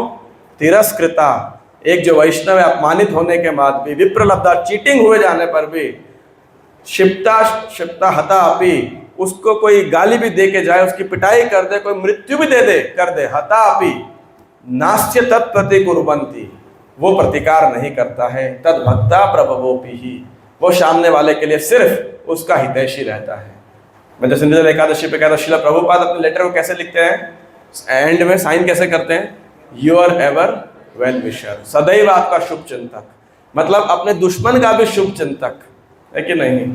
हर एक के प्रभुपाद भगवान जैसे शुभ चिंतक हैं, वैसे ही जो शुद्ध भक्त हैं भगवान के शुभ चिंतक रहते हैं। तो ऐसे ही महाराज परीक्षित जो हैं वो शमी ऋषि जानते थे कि वो प्रतिकार नहीं करने वाले हैं। तो फिर वो संदेश उनको पहुंचाया जाता है और परीक्षित महाराज शक्ति होते हुए कोई प्रतिकार नहीं करते, उस श्राप को स्वीकार कर लेते हैं और उसी समय पूरा राज्यपाट त्याग करके गंगा के किनारे आ जाते हैं और ऋषियों मुनियों से सलाह करते हैं। क्या सलाह करते हैं? कि एक नॉर्मल एक साधारण व्यक्ति का क्या धर्म है और विशेषकर एक मरणासन व्यक्ति का क्या धर्म है, उसे क्या श्रवण करना चाहिए, क्या कीर्तन करना चाहिए, क्या ध्यान करना चाहिए उस समय।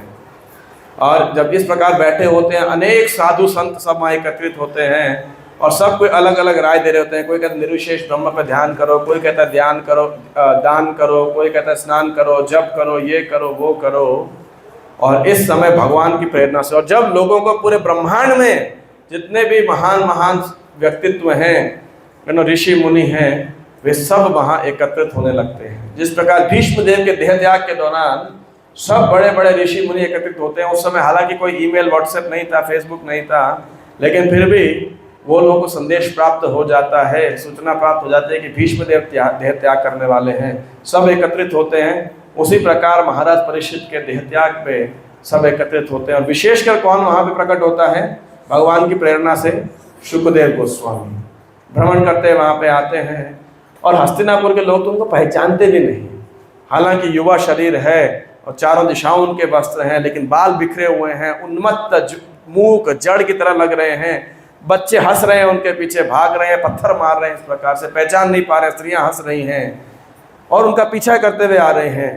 लेकिन जैसे ही उस सभा में जहाँ ऋषि मुनि सब एकत्रित थे, पहले एकत्रित थे, वो प्रवेश करते हैं, हर कोई वहाँ खड़ा हो जाता है। प्रत्येक व्यक्ति, चाहे उनके पिताजी व्यासदेव जी थे, चाहे उनके पिता के गुरु स्वयं नारद जी थे, वो सब उन सुखदेव गोस्वामी को प्रणाम करते हैं। ऐसा है लिटरली। तो ये देख करके सब बच्चे जो पीछे भाग रहे थे डर जाते हैं, कौन व्यक्ति है भाई ये, सारे बड़े लोग खड़े हो तो भाग जाते हैं वहाँ से। और परीक्षित महाराज सुखदेव गोस्वामी को जो है सब कहते हैं कि यूनानिमस कंक्लूजन कि जो सुखदेव गोस्वामी बताएंगे वही सर्वोत्तम है, सर्वश्रेष्ठ है, सर्वोचित है। और फिर ये प्रश्न सुखदेव गोस्वामी से पूछे जाते हैं। परीक्षित महाराज पूछते हैं उनसे गंगा के तट पे, और उसके उत्तर में परीक्षित सुखदेव गोस्वामी ने क्या सुनाते हैं, श्रीमद् भागवतम। तो द्वितीय स्कंद से लेकर के 12वें स्कंद के आधे 5-6 अध्याय तक सुखदेव गोस्वामी जो है बोलते हैं। और तो ये भागवतम कितनी बारी बोली गई? सबसे पहले किसने बोली? ब्रह्मा जी ने बोली थी। सॉरी, भगवान कृष्ण ने बोली ब्रह्मा जी को चतुश्लोकी के रूप के अंदर, और ब्रह्मा जी ने बोली फिर नारद जी को, आप विस्तारित करो। फिर नारद जी ने बोली व्यासदेव जी को। लेकिन व्यास के बाद अब 3 बारी बोली गई भागवतम विस्तृत रूप से। तो व्यासदेव जी ने किसको बताया? योगेंद्राय, अपने पुत्र सुखदेव गोस्वामी को।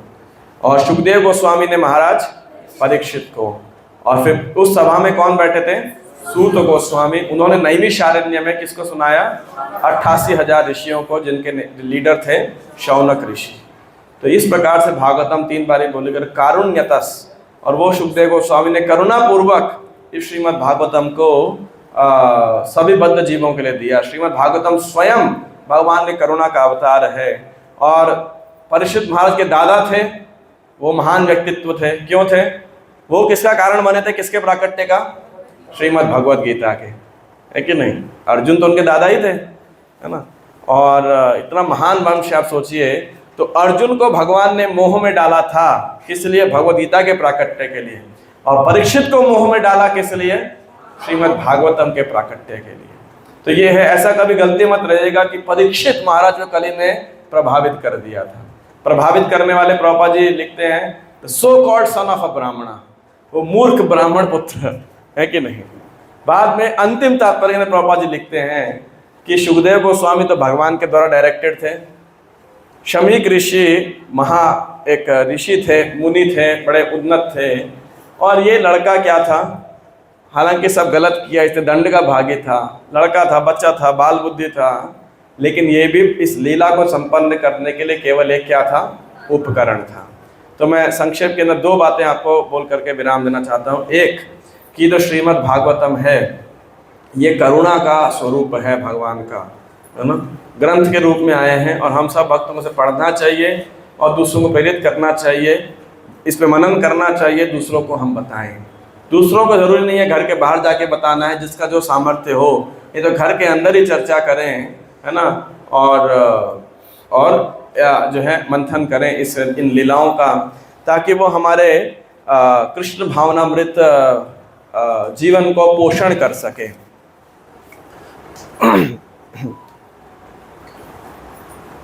और श्रीमद् भागवतम जिस प्रकार महाराज परीक्षित ने करुणावश, सुखदेव गोस्वामी ने महाराज परीक्षित को करुणावश सुनाई, उसी प्रकार हमारे सभी आचार्यों ने ये भागवतम हम तक पहुंच सके, इसीलिए करुणापूर्वक उसके ऊपर टीकाएं लिखी।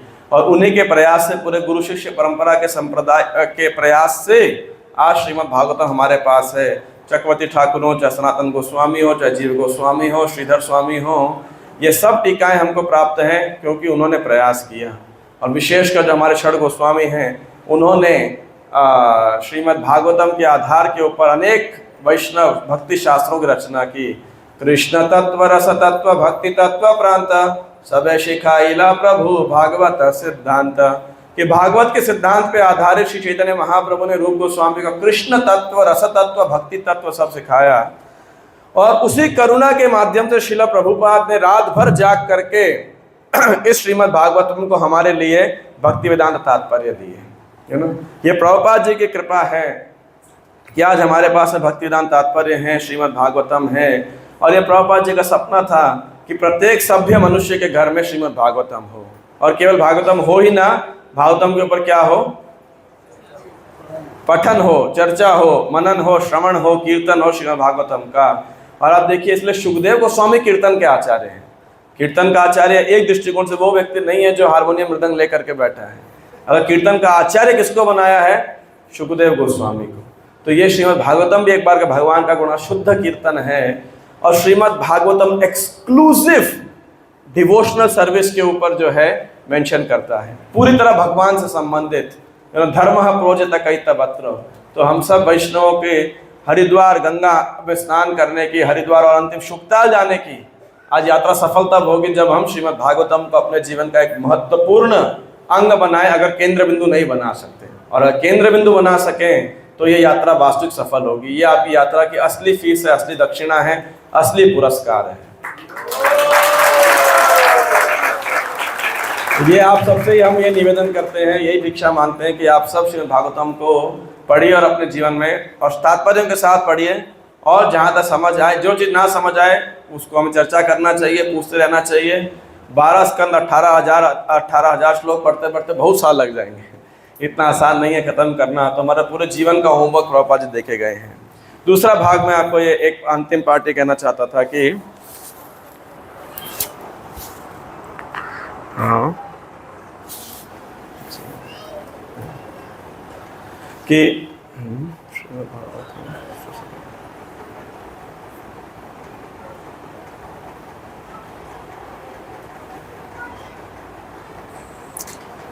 इसके अंदर थॉट सॉरी कि एक तो श्रीमद् भागवतम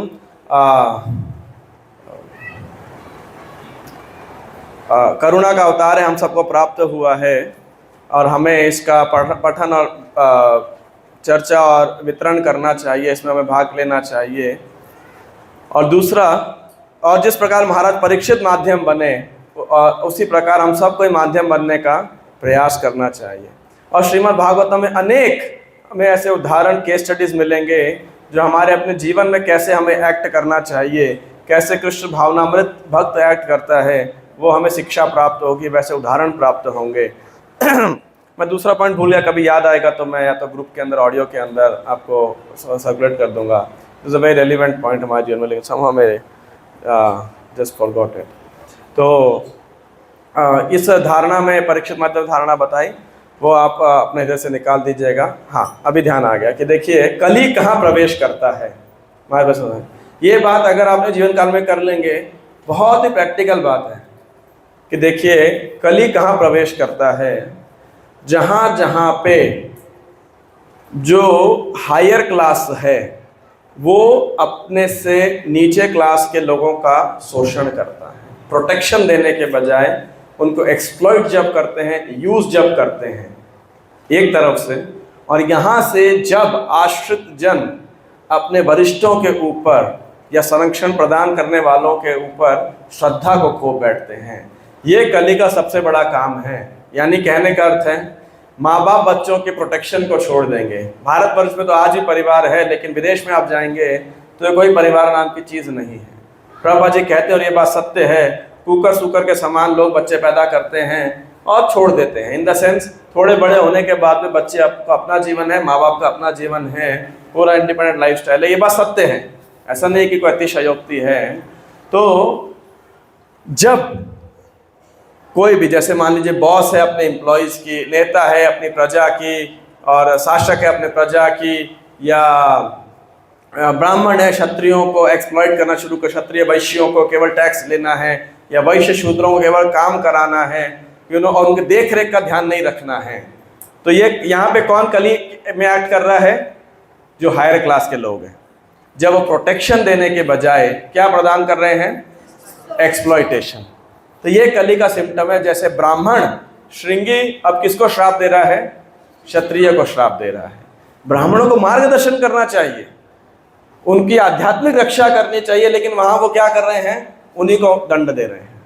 भाई अगर गलती भी हो जाए तो ब्राह्मण को मार्गदर्शन करना चाहिए, इतनी बड़ी कोई गलती भी नहीं थी। तो उसी प्रकार से जब जैसे आप माता पिता के दायित्वों के अंदर हैं, है ना, और या आप बॉस हैं अपनी कंपनी में, मालिक हैं, या आपके घर में नौकरानी है, मेड है, या अन्य जहाँ पर भी आप सुपीरियर पोजीशन के अंदर है, आप अपने आश्रित जन को या आध्यात्मिक नेतृत्व आपके मार्गदर्शन में कुछ लोग हैं, अगर आप प्रोटेक्शन नहीं देते हैं तो आप कली के एजेंट हैं।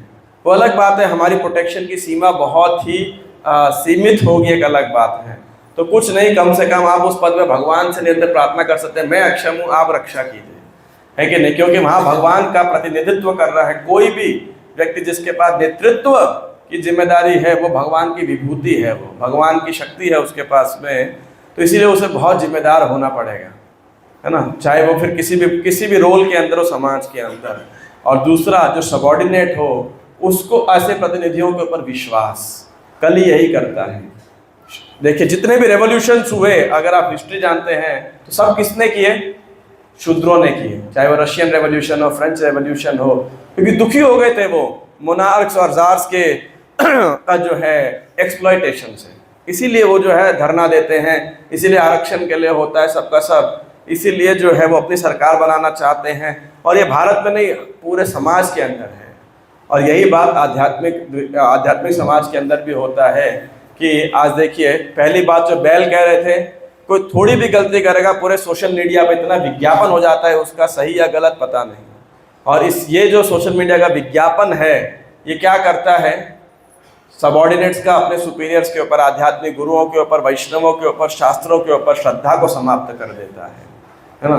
ये कली का पहला भाग है। और दूसरा, जब वरिष्ठ जन अपने सबॉर्डिनेट्स को प्रोटेक्ट नहीं कर सकते या कर नहीं पाते, वहाँ भी कली करता है। ये कली का कार्य ही है। इसलिए आप देखिए, पारिवारिक संबंध टूटते जा रहे हैं, माता पिता और संतान का संबंध टूटते जाता है, और प्रजा और शासक का संबंध टूटते जाता है, लोग रिवोल्ट करते हैं। आप नाम कुछ भी होंगे, लेकिन ये कली का लक्षण है। और देखिएगा, ये यहाँ पे कली सबसे ज़्यादा जड़ पे एक्ट करता है, लोगों को अलग थलग कर दो। और इसलिए जब महाराज परीक्षित सोच रहे थे कि देखो भगवान का नाम जप करके लोग भगवत धाम चले जाएंगे, तो एक पुराण में का मेंशन आता है, कलिराज बहुत हंस रहे थे। क्यों हंस रहे थे? हाँ, कली सोच रहा था, इनको नाम लेने दूंगा तब तो माला में हाथ डालेंगे, सबसे पहले निद्रा देवी आ जाएगी, और कोई नींद से भी बच गया तो क्या दे दूंगा मैं उसके हाथ में? स्मार्टफोन, है कि नहीं? कलिराज को तो पता था, है कि नहीं, कि भाई लोग ई जपा करेंगे, है कि नहीं? तो ये कली का लक्षण है। बोले जब करने दूंगा तब तो भगवत धाम जाएंगे, मैं छोड़ूंगा ही नहीं ऐसे नहीं है अपने शासन से, अपने चंगुल से। इसलिए ये सब कली के जो है अटैक है। तो ऐसे ही कली संकीर्तन नहीं करने देगा। क्यों? वैष्णव समाज के अंदर भी वो कलह प्रसार करेगा, संदेह देगा, हमें संशय देगा, जिसके द्वारा हम अपने आप को पूरी तरह कृष्ण की सेवा में, वैष्णव के संग में नहीं लगा पाएंगे। तो और वो करने के लिए, उस मार्गदर्शन को प्राप्त करने के लिए, कली को डिफीट करने के लिए जो मार्गदर्शन चाहिए, वो कौन प्रदान करता है? श्रीमद् भागवतम।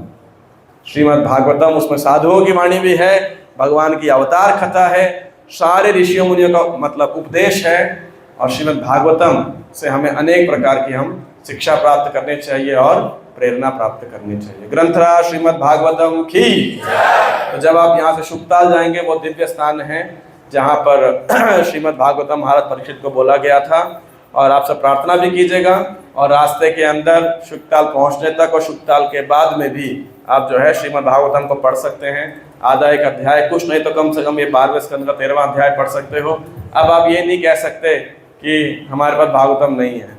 आपके मोबाइल फ़ोन के अंदर श्रीमद् भागवतम है, वही कली का एजेंट है ना, महामाया, योग माया का रूप धारण कर सकता है। ग्रंथराज श्रीमद् भागवतम की जय। प्रश्न? एक मिनट, कोई कमेंट सुन।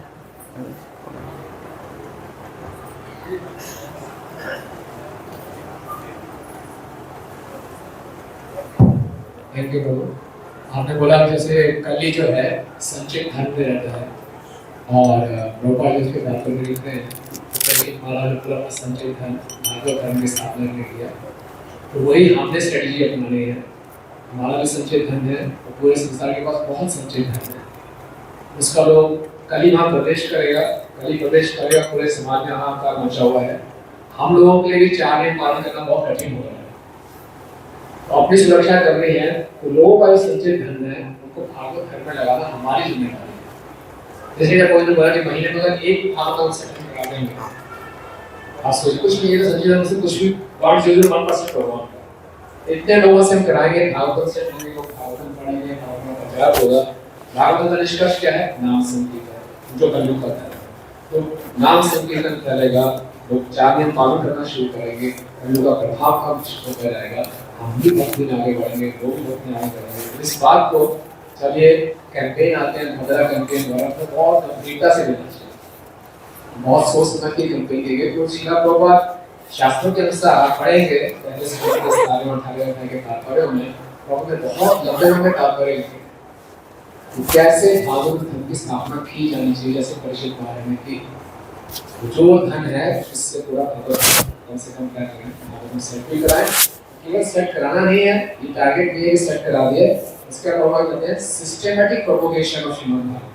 हमारे इस काम का पहला जो 7 उद्देश्य है, 7 उद्देश्य ये है कि पूरे समाज में सिस्टेमेटिक तरीके से भागवतम की शिक्षाओं का प्रचार करना, ताकि जो पूरा वैल्यूज में बैलेंस बिगड़ा हुआ है, समाज को उस बैलेंस को स्थापित कर सके। इस कॉल का पहला पर्पस है। इसीलिए भागवतम के महिमा को जाना, लोगों को इस महिमा तक पहुँचाएं और खूब भागवतम पढ़ें भी, पढ़वाएं भी, और एक ऐसा माहौल बनाएं जिसमें लोग भागवतम पढ़ने के लिए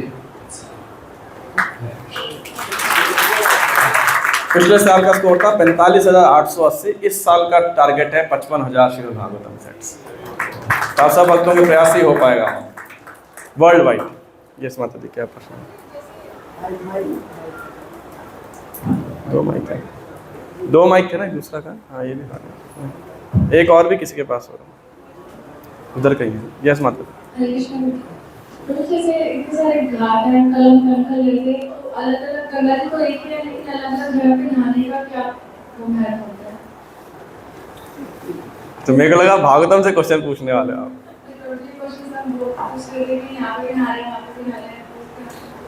हर घाट पे अलग अलग भक्तों ने या भगवान की कुछ लीला होती है, तो मेन तो महत्व है उस स्मरण करने का और उसका, है ना। कुछ घाट रिस्की ज़्यादा होते हैं, कुछ थोड़े अच्छा स्नान करने के लिए 100 तो भौतिक दृष्टि से भी आपके लिए अलग अलग घाट हैं, फैसिलिटी हैं। और बाकी गंगा जी तो एक ही है। इनफैक्ट प्रभुपाद जी एक जगह क्रिटिसाइज करते हैं, कलकत्ता से लोग आते हैं, वहीं कलकत्ता में गंगा आती है, हरिद्वार तक आते हैं स्नान करने के लिए। प्रभुपाद स एव गोखरा, हरिद्वार आके भक्तों का संग नहीं करते, साधुओं का संग नहीं करते हैं। तो असली घाटों की महिमा भी है वहाँ पे जो प्रामाणिक संत हैं उनके मुख से श्रीमद् भागवतम सुनना। नहीं तो क्या है, हमारे लिए गंगा जी एक जल ही रहेगा खाली, यदि हम नहीं जानेंगे कि वह विष्णुपदी हैं, है कि नहीं। आप उसमें स्नान भी कर रहे हैं, खेल भी कर रहे हैं, तो ये भावना से कि देखिए ये गंगा जी की का संग हमें प्राप्त हो रहा है हमारे शुद्धिकरण के लिए। और भगवान और गंगा जितनी कृपालु हैं कि हमें अवसर प्रदान कर रहे हैं मटेरियल, स्पिरिचुअल, एंटरटेनमेंट का भी और प्यूरिफिकेशन का भी। इससे ज़्यादा क्या पास होगा और क्या डिस्काउंट होगा। तो ऐसा ही है। बाकी तो अलग अलग घाट का बस यही महिमा रहता है, क्योंकि अलग अलग लोगों ने वहाँ तपस्या की होती है या भगवान की कुछ लीला होती है। आप नहीं, पहले आप बताओ शेड्यूल कितने क्वेश्चंस लेने हैं? 10वें question till what time? 2-3 questions. कौन चुनाव करेगा? एक माता जी, प्रभु जी, बीच में सचिन श्यामबर प्रभु।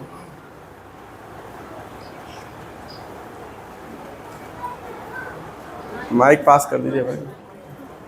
2 माइक थे ना, तो एक लेके क्यों रखे? चलिए लेके, तब तक आप पूछिए, तब तक उनका प्रश्न आता है। आपने बोला श्रीमद् भागवतम को हमें हमारी लाइफ का केंद्र बिंदु बनाना है या फिर बहुत इम्पोर्टेंट पोजीशन है, तो what does it mean? It mean we should study regularly. इसका मतलब यह है कि हमें तात्पर्य के साथ पढ़ना चाहिए। अब तो इतनी विशेष कृपा है कि भागवतम के ऊपर इतनी सारी रेफरेंस बुक्स और गाइड बुक्स हमारे पास में हैं कि फ्लो को समझ पाना, हिंदी भाषा में भी बुक्स आ रही हैं जो हेल्प कर देती है किस प्रकार से पढ़ना है। तो we should study and try to understand different pastimes from different angles. That's what it means. Yes, sir. जैसे आपको पता कि परिषद महाराज ने 5 स्थान दिए थे को, एक शुरू से जिज्ञासा थी कि कभी जो है श्रृंगी तक कैसे पहुंचा, ब्राह्मण तक कैसे। अहंकार प्रवत में फॉल्स प्राइड, एक्चुअली वो 4 स्थान इस प्रकार से उसमें लिखा आता है जहाँ पे एक्सेसिव प्राइड होता है ना, तो ये श्रृंगी अपने ब्राह्मणत्व का प्राइड था ऐसा। तो वे this madness due to false pride, जैसे किसी को ज्ञान का अहंकार है, किसी को धन का अहंकार है, किसी को सौंदर्य का अहंकार है, किसी को किसी भी चीज़ का अहंकार है, वो कली का स्थान रहता है। तो Brahmin, that boy had the false pride of Brahminical qualification ऐसा। एक्चुअली पढ़ेंगे तात्पर्य तो that's what purpose is false pride, Kali stage in false pride. 5 स्थान दिए थे उनमें से फॉल्स प्राइड भी कुछ है तो सही उसके अंदर।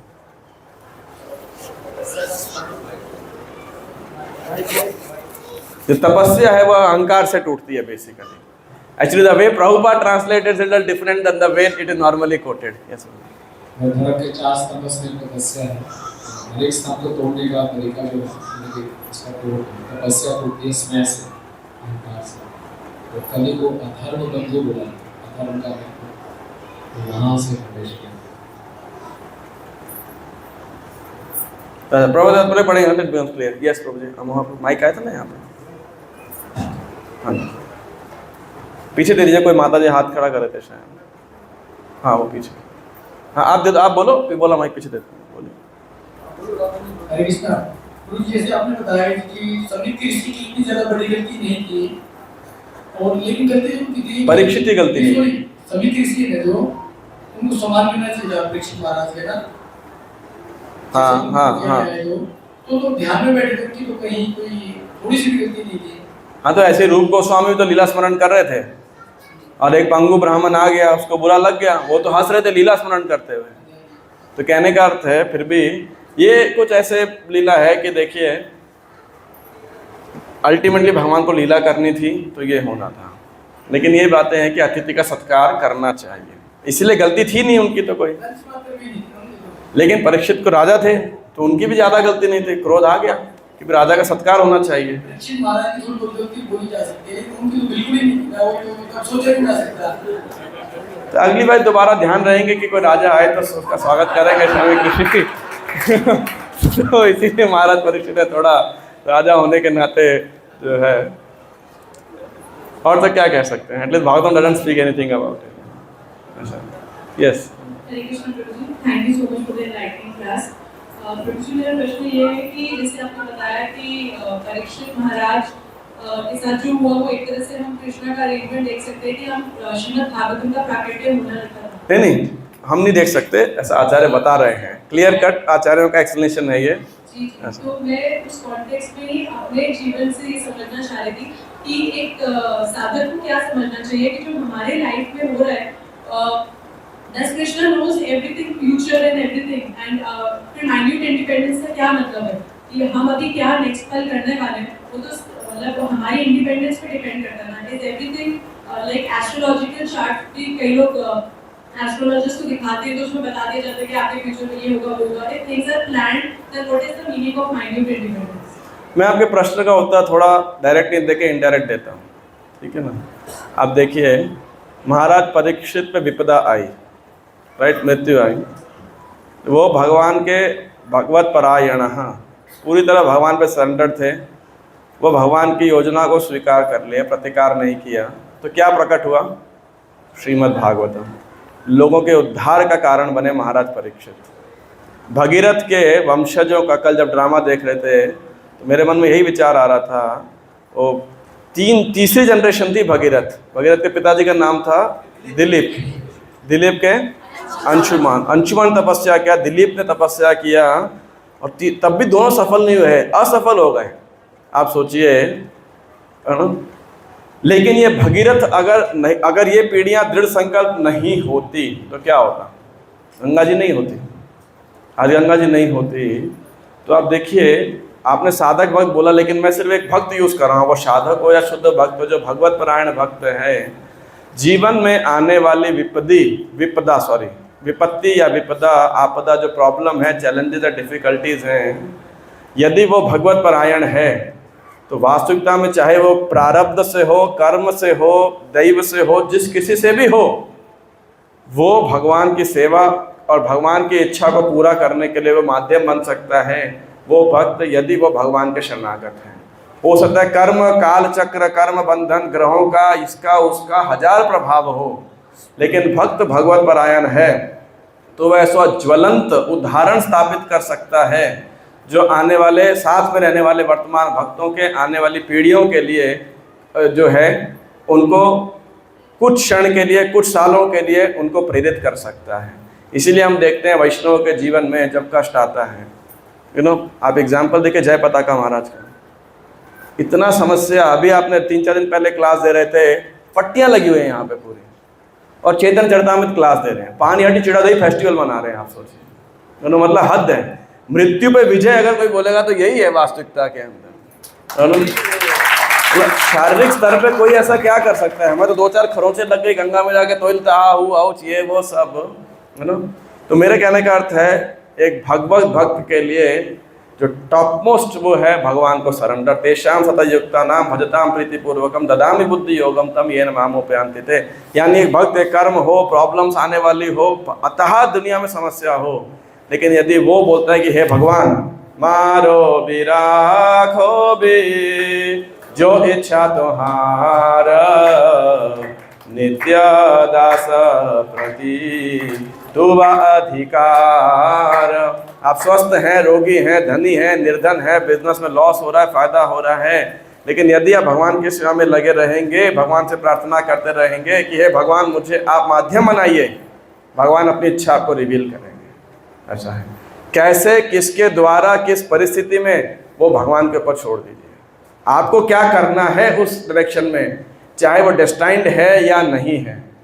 आप कृष्ण से इंक्लाइन से अपना रिश्ता जोड़ कर रखिए। Krishna will guide you how to move ahead in that, to serve him, to follow his, to fulfil his desire, to fulfil his direction. Basically हमारे हाथ में यही है बस, ऐसा। और यही हम कर सकते हैं। I don't know if I satisfy question और not philosophically, but at this point मैं ये एम्फसाइज करना चाहूँगा कि परीक्षित भी एक थे माध्यम बने, अर्जुन एक थे माध्यम बने, भगीरथ एक थे माध्यम बने, है ना। और ऐसे शिव जी आप देखिए, सबने, विदुर जी, किसके, विदुर जी हरिद्वार क्यों पहुँचे? जब अपमानित किए गए, है कि नहीं। जिसके कष्ट आया और उसने स्वीकार किया तो वो जो है सेवा का माध्यम बना। कोई अंतिम प्रश्न? ओके, शरण माइक था ना यहाँ।